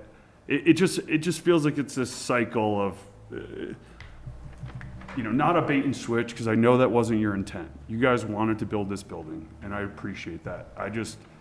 It is very frustrating, and I'm sure it's frustrating for you guys. The market has changed, financing's changed. I get that. Language is hard for you guys to get approval on this, on the markets. But that's our job as council, is to hold you guys accountable to what we approve, to what we work together to make. And to just come in here with, I feel like everyone's just trying to say that a unit's a unit, and it's not. An ownership unit is not the same as a rental unit, and it attracts a very different clientele, and we need more rental to help control rental in this valley. And that's how I feel. Yeah. Am I allowed to respond? Yeah, for sure. Just to be totally clear, the rental restrictions are still in place. They don't change. None of it's changing. We are going to abide by all the original requirements in the PUD that was approved. None of that changes. Correct. I totally get that, and I appreciate that, but we're creating a bigger problem that we're not going to, like, who keeps the accountability of the 60% renter or owner occupied? Who's going to be, like, selling to the employer, I get, creates that affordable housing. But that creates the affordable housing for an employer, not the employee. I mean, it does, like, down the chain, but that's like trickle-down economics in this, like, once again, like I'm going to say, it's a company building, which to me I don't like. And that was never, it was never pitched as 17 affordable rental units that will be rented. It was rented in the priority, but it's not rented to specific employers, right? Yes, it No, was. if you look at our ordinance, the hierarchy of occupancy is exactly the same as we're proposing right now. Correct, but that's rental. That's still different. Rental and ownership is two different things. It's totally different. Well, that's what I what don't. we're getting to, Brian, is the occupant is the same person. It's not. It is by the priority that has been set in the original Correct, but ordinance. that is to a where we are permanent now with ownership by that employer. Correct? The landlord has changed, if you will. but the employee, the occupant is the exact, it's the mirror of what's in the ordinance right now. We'll work you through that. The other thing, I gotta tell y'all, we thought home ownership was a good thing. I mean, this like shift is being perceived as some maneuver, and yes, there are things involved economically on a macro level, and if this is so significant, maybe we should process that a little bit, but we see home ownership around here with pride of ownership. We built micro units over there, RO units, couldn't be happier over there, and as well as the employee housing that we did direct sales. The RO units stay. There's 60% of these are RO. They will be locked down as RO units, primary occupancy. That hasn't changed either. These are So we're kind of deed feeling like restrictions. there's some negativity about poking this thing around. We're happy to address every bit of it, but let's do that. It seems like you've gone pretty far downhill in terms of some assumptions that we're glad to These aren't address. assumptions, these are my feelings and how I. Well, one of the look at feelings this. was RO went away. It hasn't. I didn't say RO went away. I said, I get you have 60% resident occupied. That's understanding. And what's the issue? Because someone that can afford someone that can afford to own in this building is different than someone that can afford to rent in this building. And I truly believe that, and I think higher density of rental in the downtown Basalt core area is gonna spur a different person in Basalt. I also think breaking the unit into a condominiumized, I know it's gonna have an HOA, I know it's gonna have control, I think I think it just breaks down everything that and I get it, you're gonna have an HOA to control it, you're gonna, you'll still control parking. I just think the individual ownership of individual units is not what I was sold Over on. 15 years of experience at Willits, developing residential on the second and third floors as condominiums. It brings vibrancy, it brings the pride of ownership, it brings community. They're there for the long haul. They're not subject to a one-year lease. It's theirs. I mean, I really implore you all to see this home ownership thing as not a negative aspect to what's going on, even though you do. I'm asking you. I understand. Look at it through that different lens. Certainly, I've got plenty of experience in doing condominiumized buildings where they're fun to deliver because they own the thing. They've got the keys for as long as they want the keys. So, can I ask guys a clarifying question on that? Yeah. So for the affordable housing units, 17 and the 23 RO units, as they're sold, they'll use what's in Exhibit A as the prioritization. And that'll be the 17, yeah. Yeah. The 17. The additional 23, which gets you to 40 total, that additional layer of 23 are the RO units. So they will be buying those units with an RO restriction, primary residence. And the 17 will be owned by the employers, by the entities, not the individuals, correct? Correct. And then they will in turn be rented to their employees. Correct. RE1, And emergency just those responders. 17. The other 23 and then 25. That's right. Right, 25 free market, 23 RO will be owned by the individual, not their employers. And the 25 Well, in again, free market are not RO. We're going to the occupants. The occupant needs to be a primary resident. That needs to be their primary residence. Of the 23? Yes. Yes. Yeah, that's, but I'm just making sure I'm understanding the clarification between the 17 deed restricted that will be owned by the employer, by the company per the waterfall schedule, versus the 23 that have to be resident occupied, but can be owned by the individual. And can be owned by somebody else. As long as that occupant is disclosing that's their primary residence. So out of the 40, the waterfall could, let's say Town of Basalt, buy some, and you could get to the end of the waterfall and they've bought up all 40 of those units. No. Only Because 17. The 23 would Fully be restricted. The 20, the other 23, they Are have to just open. be RO, sold free First market. come, first. So I could buy one as long as I'm renting to a resident. That's true. or living in it yourself. Or as living the it myself, right, resident. Okay. Sorry, I just wanted to understand. Yeah, Yeah. that's important. Of the And six units The that we- 6-month minimum lease requirement stays in place too. And no SDRs. Correct. Right. It's a 6-month minimum lease. Good deal. Okay, what other questions and comments do y'all have? Well, I thank Ryan for his opinion, because I was thinking the same thing. And then I also was kind of surprised to see the public notice, and then that was on June 8th, I guess, or June 12th, whenever you submitted, and we're here on July 9th. I don't know if we've accomplished the 30-day notice or not. I would assume we have. The other piece of this is the prioritization. The 17 units, I understand the need for the NGOs and emergency service people. I don't know how that's going to be managed.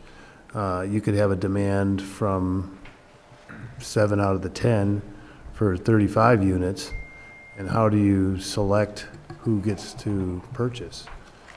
That's a issue for me. I don't necessarily agree that there's a priority, number 1 through 10, in that process. I think it's an open field. And then that also leads me to the issue of the market demand for the other 23, and what form of decision-making processes who gets that? Is it first come, first served, the guy that puts down his earnest money? Is it going to be a lottery? Is it part of our overall housing plan to create housing based on qualifications that I think we're going to be looking at? So I have a number of questions on that. Address any of those, Rick? Yeah, just quickly, one more. I saw a mention of a Basalt Community Foundation.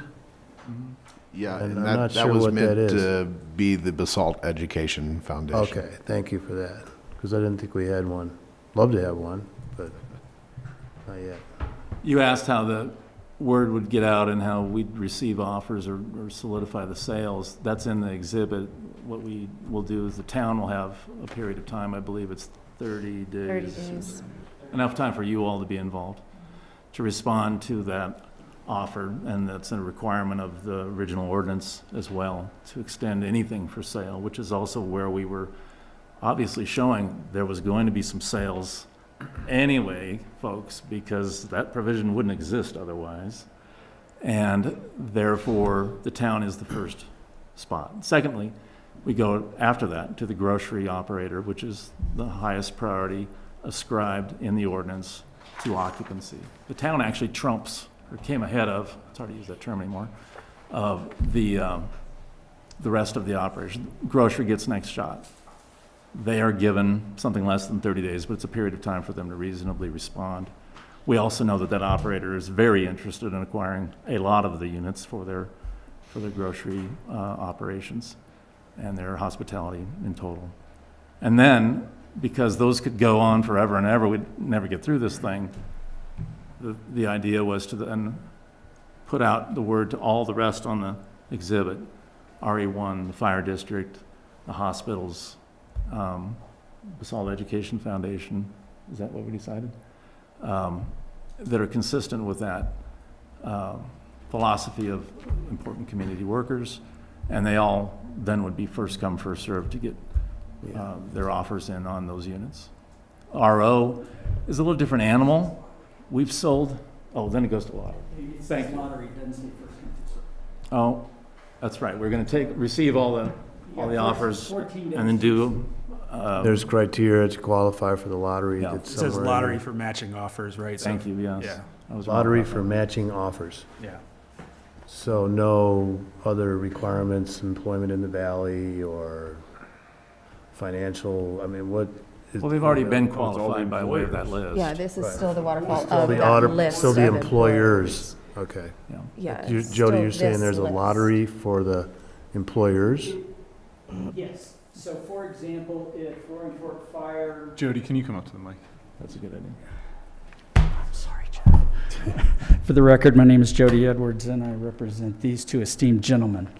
I'm sorry, what was the question? How the lottery works. And Okay, so you which get- units it works for, because I want to make sure everybody hears. Yeah, so if you look at Exhibit A, there are a list of 8 different groups under Priority 3. And it's RE1 and the fire district and emergency responders and hospitals, et cetera. If you have more offers than you have units to buy them, then what happens is it goes into a lottery for the matching offers. So you get 10 offers for $10 a unit for 7 units. You've only got 7 units you can sell, so you take the first 7 names out of a hat, out of your lottery, and that's how they get distributed. If So it is while a, I'm it standing is a here, level. can I answer a couple other questions? Well, just one quick one. So it is a level playing field initially when people submit their offer, and then they take their chances to get their name pulled out of a hat. Right. So it's not necessarily 1 through 10 in a priority sense. 1 and 2, and then 3 through. Exactly. Okay. Yeah, and 1 being the town, 2 being The operator. the operator on site, Can and I ask 3 being everybody else. A quick clarifying question about the operator and their priority. So, Tim, you said a local, well-capitalized, established operator. Without naming names, I think I have an idea of who that might be. Does that mean that it has to be their employees working here? Yes. Or it can be their employees, they can decide to house employees at their 6 other Valley establishments? Part of the qualification. Okay. But I want to make sure it's on site. Yeah, that's what I at the think they just market clarified. Or whatever, like. It can't be at Right. 4 or And 5 is it for Aspen 40 hours? Like, places. we're just They're getting into accounting. this nitpicking of where we have to then look at this operator and say, oh, these are the people you have, like, are we gonna collect their pay stubs and see that they worked at the market for? Right, because they could work at 3 of their establishments. You could work 2 hours at the market and you're a market employee. And again, that would not have changed under the prior. Same versus either way. I know, that's fine, but if Guys, they're renting, it's just a. so we're clear. I think it's a clarifying question, just Go. dependent upon, One at a time. and again, it may not have changed from the original approvals, but I still think it's a valid question if it is an established local operator who has a lot of other operations. Right. And we made Right. it clear to them. They understand. I mean, quite honestly, this whole Exhibit A mostly is just for purposes of clarification, because what the ordinance says is, if I recall correctly, is Town of Basalt, the on-site operator, and emergency responders and hospital type thing. And this is just to try and put a little bit of meat on that bone, because it wasn't, there was questions, okay, is that Aspen Valley Hospital or Valley View Hospital or both, and so we've put them all out here to be a little bit more specific and a little bit more clear as to who is intended and what the priority is. Town of Basalt got #1 priority, of course. So, For instance, that's why we allowed that last catch-all, because there was talk even at Bach about mental services, mental service providers. right. Where are they? Could they be? So we, without going into that, 8, 9, 10, 20, 50, we have that catch-all on number 8 that we would have as philosophically to catch those that might not have been specifically named, and we go to staff, get an interpretation, and proceed with that. This is what. Just to follow up on the lottery, I think part B of Rick's question was, how does the sale of the RO units, the other Right. 23 units work? There's no intention to run that through a lottery system. That's, it'd be nice if we had that kind of demand, I guess. We'll be as fair as we can. We're sellers in the market, and we'll be as fair, and, you don't want to make enemies in this process, so there's that from our standpoint, just running a business. But we did not stipulate that there would be a lottery per se on that. The bottom line on those units is that they have an occupancy restriction. And come hell or high water, whether you own them, I own them, the man on the moon owns them, they can only be occupied by and have to be occupied by a primary resident. And how is that enforced? Just as I don't understand Same how way that's all deed enforced. restrictions are enforced. It's a neighbor complains and calls Michelle and So the town becomes the enforcer, or? So people get qualified, and then they requalify annually through the housing department. Through the housing which is department. AKA the planning office. Okay. So to, And would that be the same if it was rental or owned? Yes. Okay, so that does not change. Right. Okay. so a private sector company could buy one of the 23 units and rent it to an employee. Sure. As That long as they're up employee to would touch. not be the primary Which would be no residence. different than if we were a master landlord as a rental. Yeah, I mean, Well, really, as all a rental, it could be rented to anybody, but if say for example, Wells Fargo buys 6 of the 23 RO units and puts an employee in there, that's not a primary residence. No, if it's an RO unit, the occupant has to be. The owner of the unit. It doesn't matter who the occupant. Okay. The occupant could be these guys, Right. or Wells Fargo, or whomever, Wells Fargo using your example. Could be Person the ski company. lives Could in be- But Wells Fargo could be the can't town. use it as a weekend getaway. They've No. have- They can't use it as an employee unit either then. Yeah, they No, could. yeah, they Could. can. Okay. Sure they can. All right. They just have to live here. It just has to be a primary resident. That's For that person that's occupying the space. the person who's in the unit. And I think that was the goal of the original approvals, to have local people living there. Agreed. Yeah. I'm not fighting you guys on what, that we're changing the approval. I completely agree on that. We're just changing, we're going from rental to ownership, and that is two different things. Well, That's should, the difference. well, I should try and be clear on that. It's still rental. So if Wells Fargo, and I can't imagine that they'll actually end up owning any of the, They wouldn't qualify. they won't end up owning any of the category units. But let's say the town or Valley View Hospital or, fire district ends up owning units. They're rented to category, people who qualify for the various categories, whether it's, 1 and 3, I think? Yes. Yeah. Let me ask a question, kind of a mechanical question on the RO unit. So initially in the first ordinance, back 2 years ago, it was like 60% of the units have to be primary residence, and it could be different units that were tied. So you're going to have specific units, I'm assuming, that have ROD restrictions Yes. versus, Yeah, we gotta Yes. nail that down. okay. The floating deed restriction is really hard to do Yeah, when you yeah. don't have one owner of the whole thing. Right, right. So just want to make sure that's Yeah, good clear catch. and out there. So if the employer on the 17 units purchased, Angela, hey, sorry. Dieter, go for let's it. get Angela Yeah, here. please. I'm not being a good It's hybrid okay, I have moderator. a question that's outside of the rental conversation, so if you want to, go ahead and complete that one, then I'll jump in. Go Yeah, ahead, Peter. go ahead. Yeah, it's open. So, I feel like when we went through this process in 2022, there was a lot of discussion from community members around not wanting the Willits look in the old town, Basalt downtown core. And my question is for the developer, how true do you feel like you can remain to the initial drawings when now you're coming back and saying that it's going to be modular?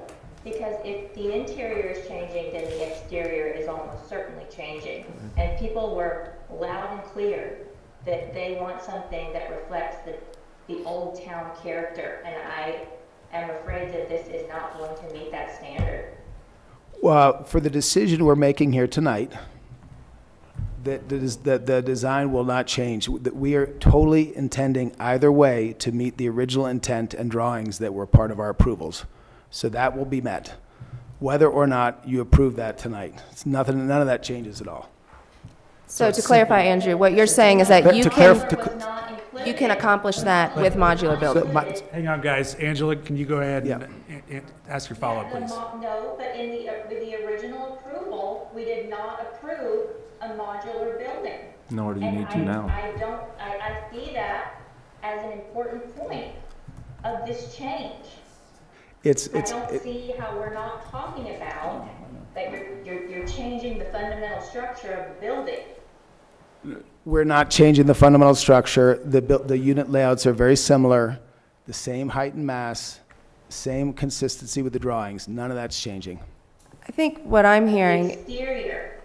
is that they can accomplish the promised aesthetic and drawings almost exactly by using modular building methods. Exactly. The fabrication doesn't matter. I agree, I agree with Ms. Cromer, who stood up earlier, then show it to me, because the original drawings that you showed were not modular, and I think that we're owed that. Well, the original drawings were not based on any kind of, In the downtown core of the Basalt. There's a little bit of a delay, too. She's not trying to step on you. Yeah. the original drawings are still the drawings that are guiding the design process and always have been. And the assembly methods or the construction methods of using a modular program on only, by the way, the second and third floors, because that's impossible to do on the ground floor where there's commercial, and the height, the detailing of the exterior, the decks, the roof detailing are all done after a modular component or box has been brought in and put together. It's always the skin, the detailing that you do on the exterior that doesn't matter whether that was a stick-built or any other type of construction method versus a modular. What the advantages are going to be on the modular is a great step up, we believe, based on our experience here, of quality and workmanship on the insides and the reliability of schedule and pricing, where we have been extraordinarily frustrated with the work being done in the valley and beyond to control those things. Very energy efficient, very, we think, less impact on town because it's a shorter assembly period. So there's a lot of advantages to it, and we absolutely intend to meet the expectations of the drawings. Nothing's changed as it relates to the exterior on the drawings. And James, it might make sense, like, as far as the process goes, it's the town staff that verifies ultimately that what is turned in as their building plan matches what they had agreed to or what was the requirement in the ordinance.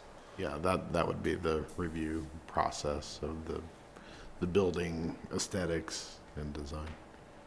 Which we've been through actually already once since the building permit's been submitted. So we've worked with them through a couple minor adjustments to window sizes and that sort of thing.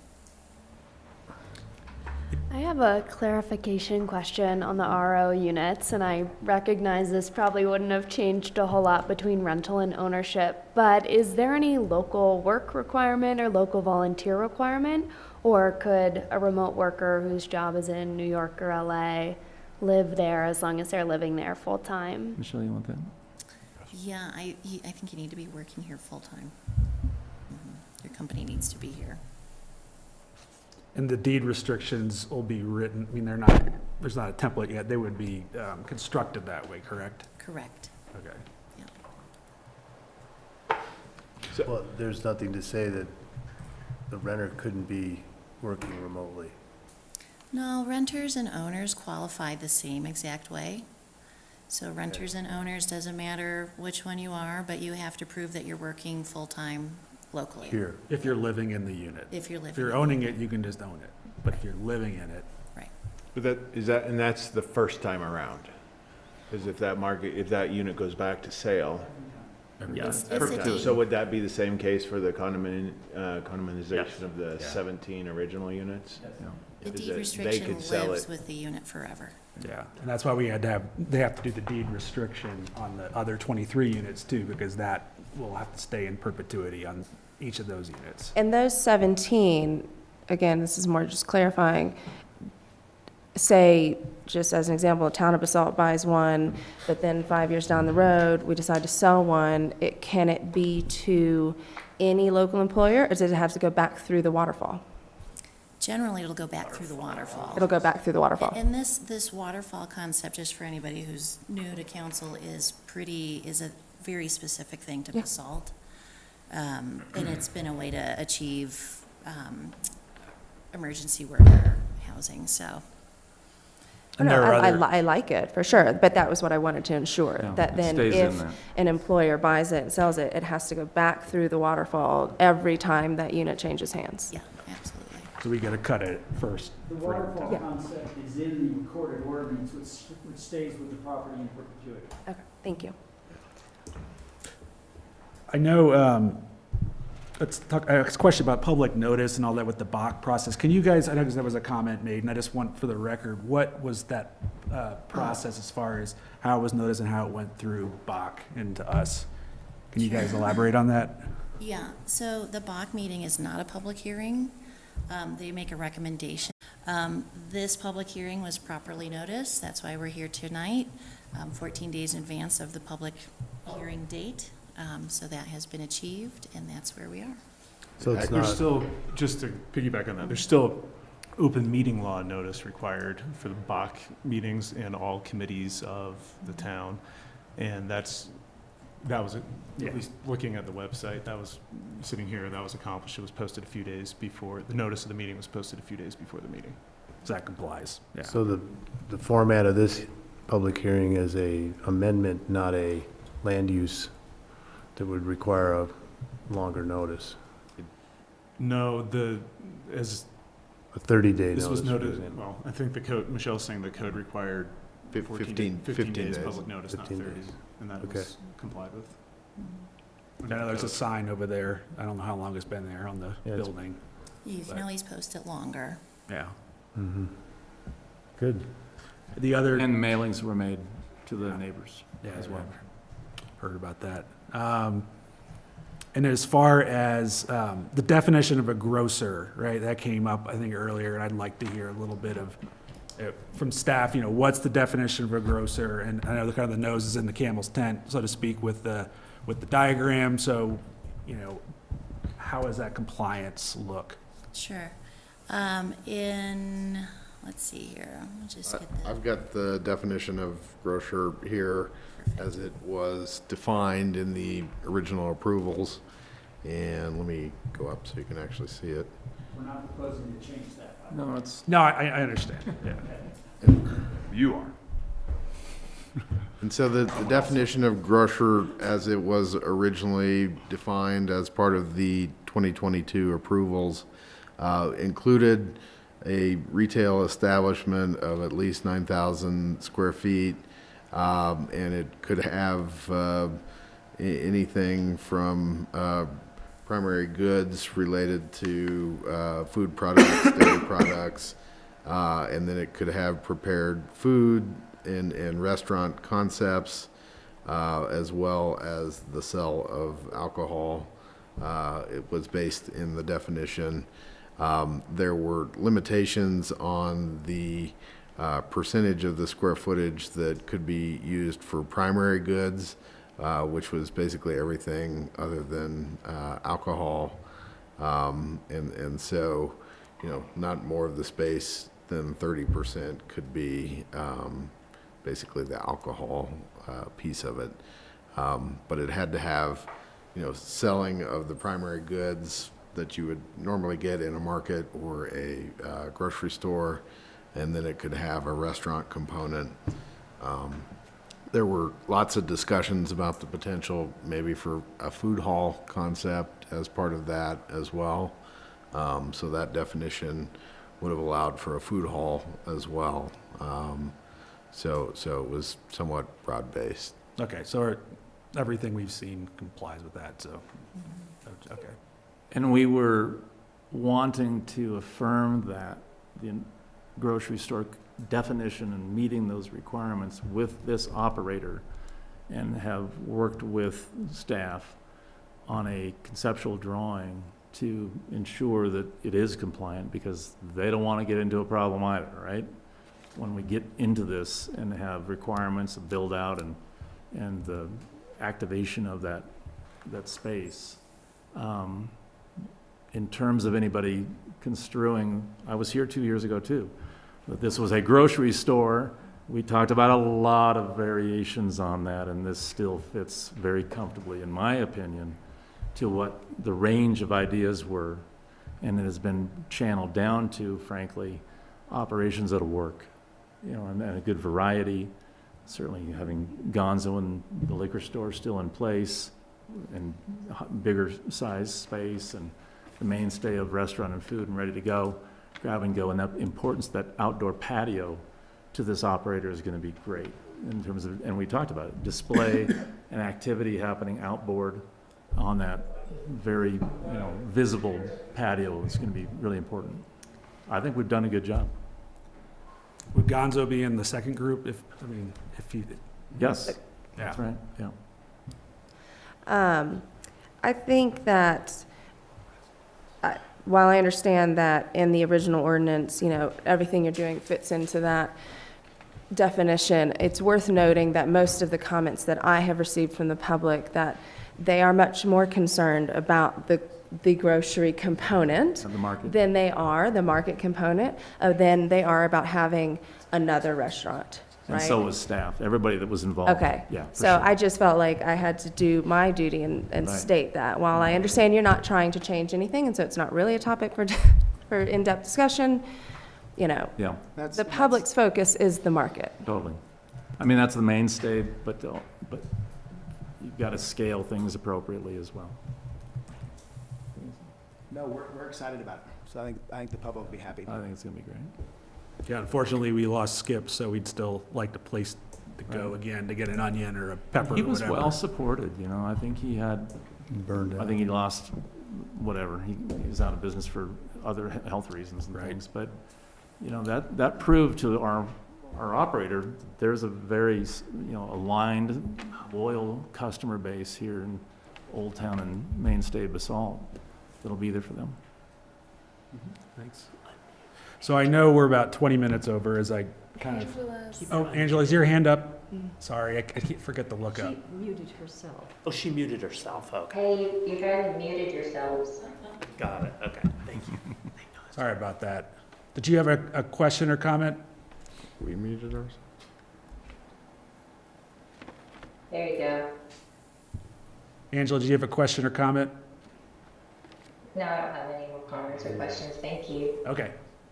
Sorry about that, yeah, earlier. One other one for staff, Sure, sorry. go for it. On the 17, whatever, Deed restricted. deed restricted units, is there appreciation cap on them? Do we even have that structure? What is it It's just the following typical, APSHA, it's the 3%? typical structure that we have with the 3%, yeah, appreciation cap. And then do we have any clue what you guys are gonna try to sell those for? Do you have that laid out yet? I know it's. Is there a right number, wrong number? mean, I don't know. It's really That's- not part of, I don't think it's part of the discussion. I mean, Okay. we're reaching out, we have interest. Yeah. Everybody knows, you've got to have a meeting of the minds on those things, a buyer and seller. And, you know, I think we'll figure that out in a fair way, as we have on the sales to Colorado Mountain College, the Fire District, RE1, Town of Basalt. Those are sales that have gone in a similar pattern at Willits and also here at Basalt River Park. So it works. Can you walk me through, I'm sorry, I know we're over, but this actually just does pertain specifically to this ordinance. Walk me through your thought process and how the issues such as managing the parking, any other issues may arise, how they would be managed more effectively, less effectively as a managed, rented, right, apartment complex with you as the manager versus a condominium HOA. Because what I have heard from members of the public is that they have concerns that it would be much less effectively managed as a condominium HOA, and that's a concern. Sure. No, it'll be the exact same management regime, probably the exact same management company. Just responding to, instead of a landlord, they were responding to an HOA board.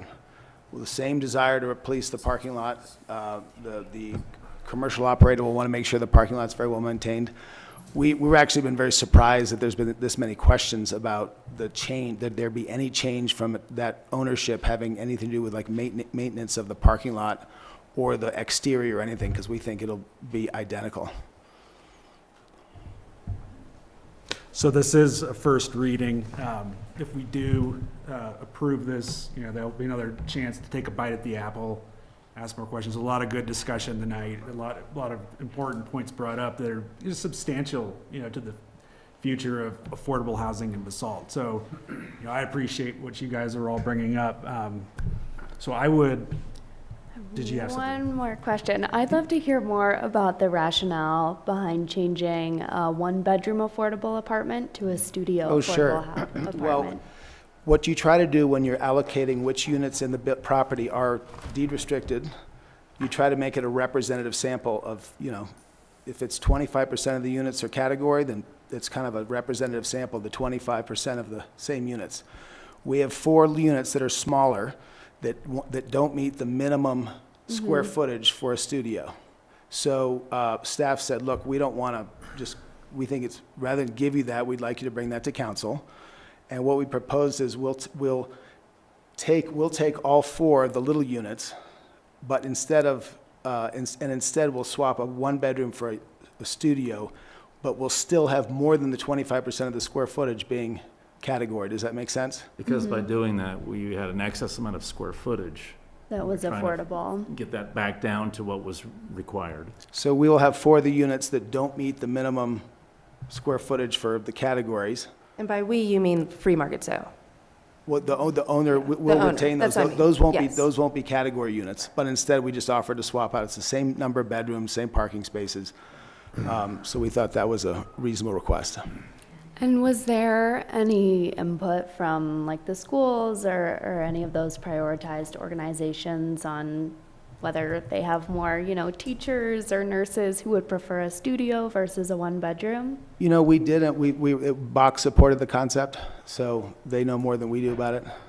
And studios are the first to go in terms of leasing programs, and there's an equivalent here in terms of demand. The prices are lower because there's less there, and the way to avoid a roommate. So it's, if you look at other rental programs in the valley, I think that's the kind of where things are going. The other thing that's happening on a macro level, and you'd be on top of this, Hannah, is the cost of construction. Everything's just got to kind of come into a more efficient being, whether that's the size of the units, with some amenities to allow people to come out of those spaces and still be part of a community and feel good about their space. The parking hasn't changed. That's the same across. So there's no sacrifice there. And the most urban-based projects, this really isn't that, but would start to diminish the parking ratio as well, and we haven't tried to do that at all. It's a trend, for sure. Is it only the studios that have gotten smaller? Yes. Just those 4 Yeah. studios. And can That's I right. ask, what was the square footage before and what is the square footage now for a studio? The minimum size studio and it's in the materials for livability threshold for the town is 415 square feet. Yeah. And these middle-of-the-road studios that will be part of the program are 440 to 450 square feet. And most have decks on top of that and storage. And then the smaller studios were in the range of 330 to 340 square feet. And does that help? Yes, thank you. I just have one more thing I got to get off my chest so I can go home and sleep. We are here to make sure that projects provide significant community benefit. We all came to the conclusion that we should get back into the business of governance based on affordable housing as a top priority. I understand completely the need for entities like districts and governance, government entities and NGOs to have a priority, but I feel like the optics on the priority that's been established, and Michelle mentioned that it's kind of unique to Basalt, is becoming a fallback with other land use applications as a way to maybe get their foot in the door.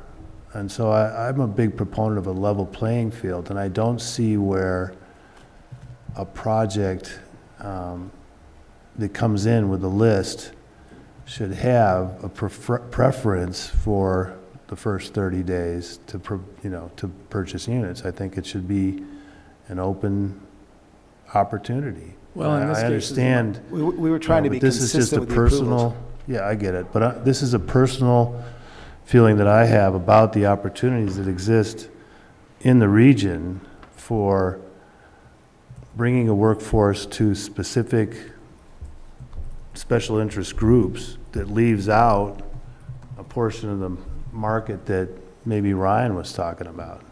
The overall workforce. And we heard that word a couple of times, one out of our district representative from District 57 and another one out of CORE about workforce. It wasn't specific which workforce, but it was obvious that that's a big need. So I just want to make sure that we're casting a wide net on these opportunities and that everybody's invited to play.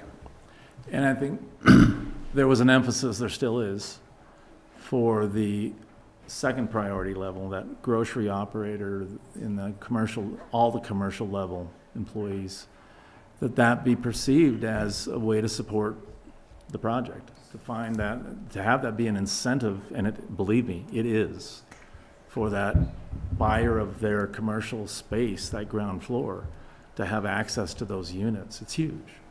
So I think that was, and I think you're talking about sort of the rest of the list, but I wanted to point out And that that it's- part was It's deemed, my I think, personal philosophy very holistic. on how we look at these things is a comprehensive community benefit, Yeah. not just singling out specific types of workforce. There's a big conversation about community workforce Yeah. and commuting workforce, and what are we really looking at trying to Sure, create sure. here? So anyway, I'll just let that go, but I wanted to, I'm Yeah. sitting here, I think we're so stewing far over it. behind that this is a way to Yeah, at least totally. get something going and to define it. But that's, A group of people that really are critical to living here.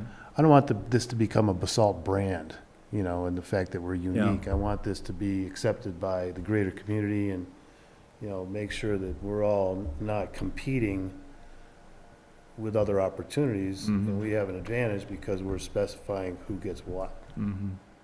And I think that furthers our goals in the long term. So that's just, I think that It's the just me. original intent of that language in the approved document is that we want it to be locals occupying that. That was right. like a local employee in the building, and then the local school, the local first responders. I won't dwell, but that was the original intent. that's what created the excitement for this project that overcame a lot of the opposition in the first place. So thank you for bringing it to the door. You just want to make sure, we're whole as far as the benefits from the original project. Right, right. Whoever was pushing. So, if there's nothing else, I would entertain a motion, or, Did you close the public hearing? I did, yeah. Yeah, you did.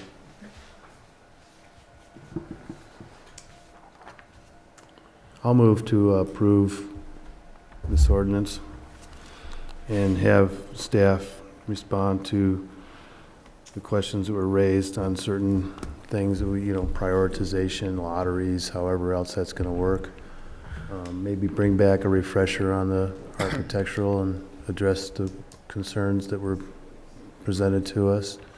I think the HOA, working with the Aspinall and the other 7 owners, whoever in there, would be a good thing to look at and, really figure out. And other than that, anybody else have an amendment or a second? I'm not sure what the motion is. Rick, was that to approve the ordinance on first reading, subject to looking at those conditions? And yes. set the second reading and public hearing for July 23rd. 2024. In a sloppy way, yes, that's what it was. I'll second that. Come on. All right, it's been moved and seconded. This is a roll call. So Pam, will you please call the roll? Before we do that, any questions on the motion? It's as written here, correct? Approve ordinance number 9, series of 2024, first reading, continue and set public hearing and second reading for July 23, 2024. That's it, right? That's No, it. it's with direction to With staff to look at direction all to the staff. issues. So what is the direction exactly? That was So not. that's exactly what Rick said. He listed all the issues, but I guess. I would like to hear can we Cam, can you play that back? play that back? 'Cause I can't remember what I said. I wasn't tracking everything you had in there. Well, Pam, do you have it, or do you want me to? I don't have I any have- way to play that. And Sorry. Read it so back. it was to approve with the direction to have staff respond to questions that arose tonight related to how the operations work on the affordable housing units and the RO units, and then also to provide an architectural refresh Yep. update. And Okay, so- also, the HOA issues that How were to raised. you're talking about How parking, to basically. How to manage it, yeah. Parking.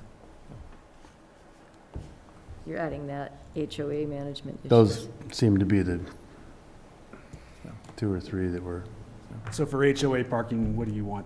Well, the way I understand, there are several members of the HOA. It's all individual properties. They've always had sort of a crossover between them on who manages what, and I think that's what the person from the Esplanade was expressing was, is there some discipline that can be brought to that?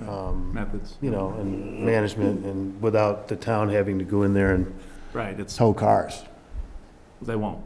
Yeah, we can't. Yeah. It's part of the issue. Okay, so I'm going to summarize it, and you tell me, and you guys tell me if this is what your motion is. So we're responding to questions on the operations of affordable housing and RO from staff, come back with a briefing on that, come back with architectural drawings, and then come back with what the HOA parking schema is for BCC.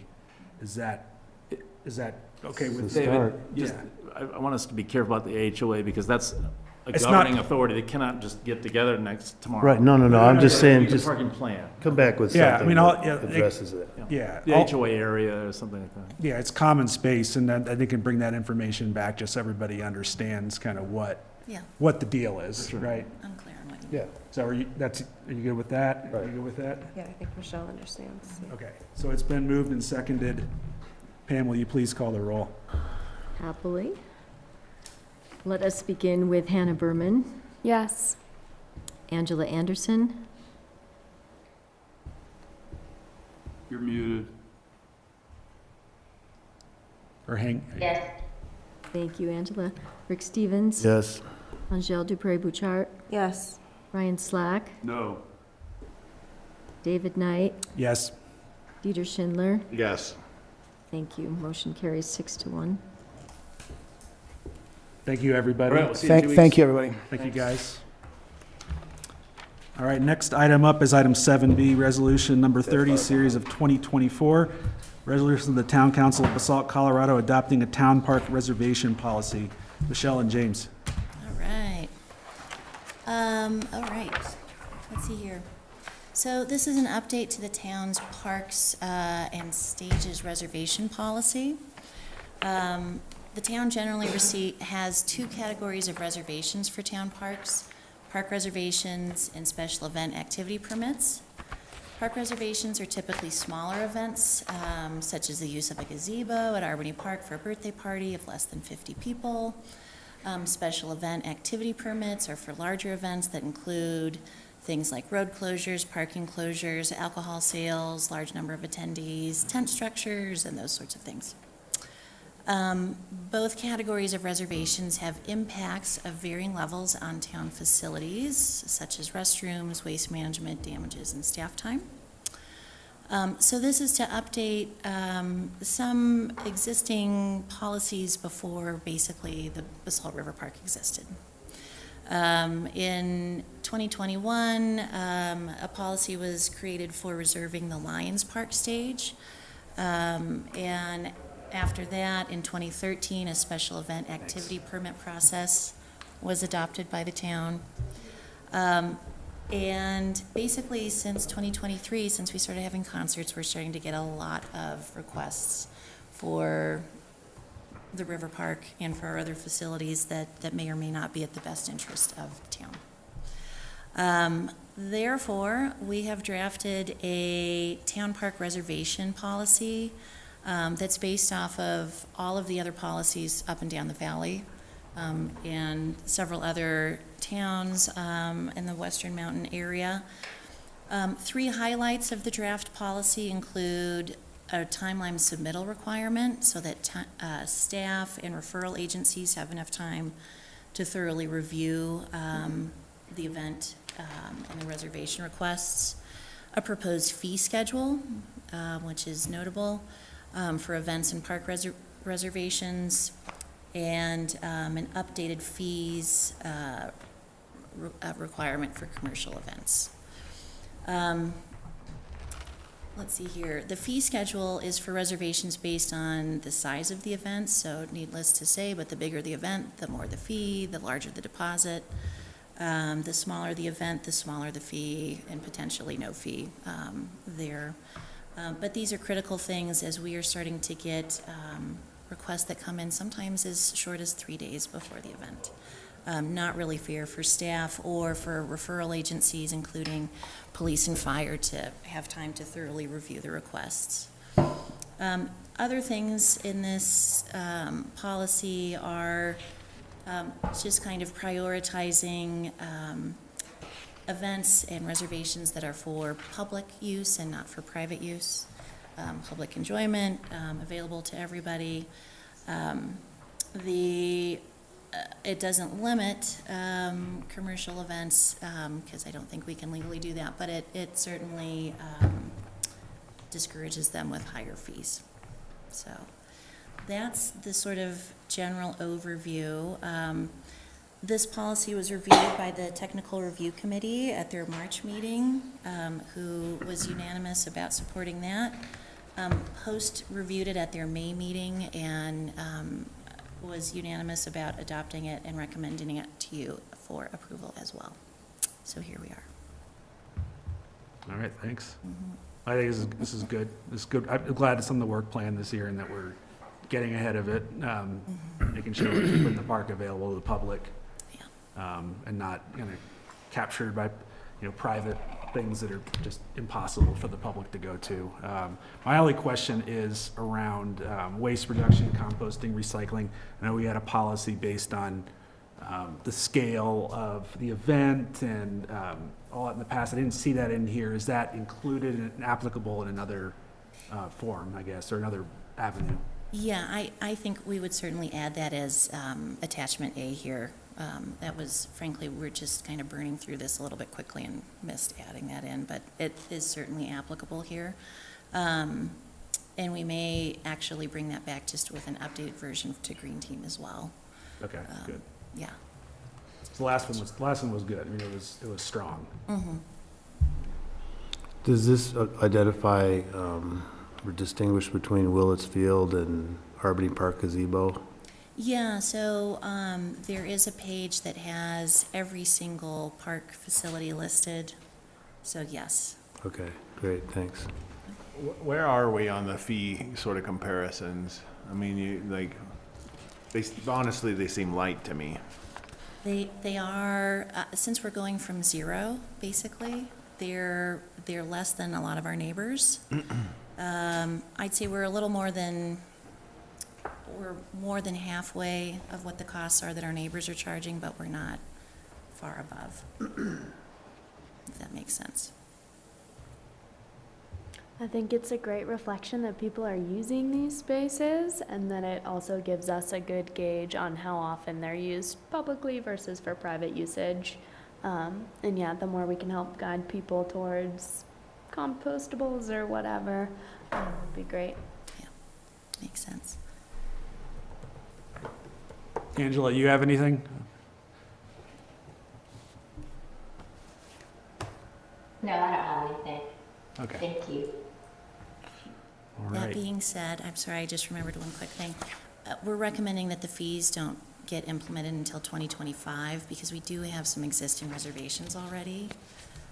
So just to be fair, to finish out the year as we are fee-wise. Gotcha. Okay. And we'll also bring that back. As a code amendment. Yeah. An ordinance. Yeah, as an ordinance, yeah. The fee schedule? The fee, yeah, to Like the water. Great. I would entertain a motion. Mayor, I move that the town council adopt resolution number 30, series of 2024. Second. Been moved and seconded. Pam, will you please call the roll? I will, sir. There he is. Okay. Let us begin with Rick Stevens. Yes. Angel Dupré-Bouchard. Yes. Ryan Slack. Yes. David Knight. Yes. Dieter Schindler. Yes. Hannah Berman. Yes. Angela Anderson. Yes. Motion carries unanimously. Thank you. Thanks, Michelle. Thank you. And James.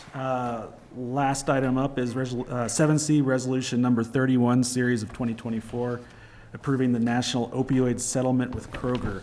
Jeff. Thanks. The state of Colorado has participated in lawsuits against the pharmaceutical companies and other parties responsible for contributing to national opioid crisis.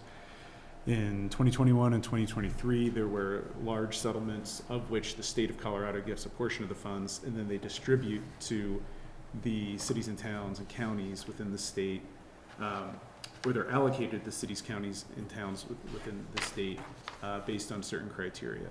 And those funds are then managed by a regional coalition to then take actions to help combat the opioid crisis.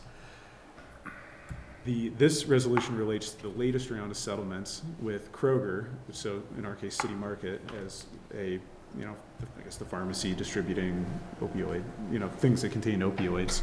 And so the state had a big cut of that settlement, and then for the town to claim, participate in that settlement and allow for its portion to be then managed by this regional group, we need to approve this resolution. And so this would basically function the same way our prior two settlements have. The money doesn't come directly to the town. It goes to this, through this MOU, which is managed by this regional group.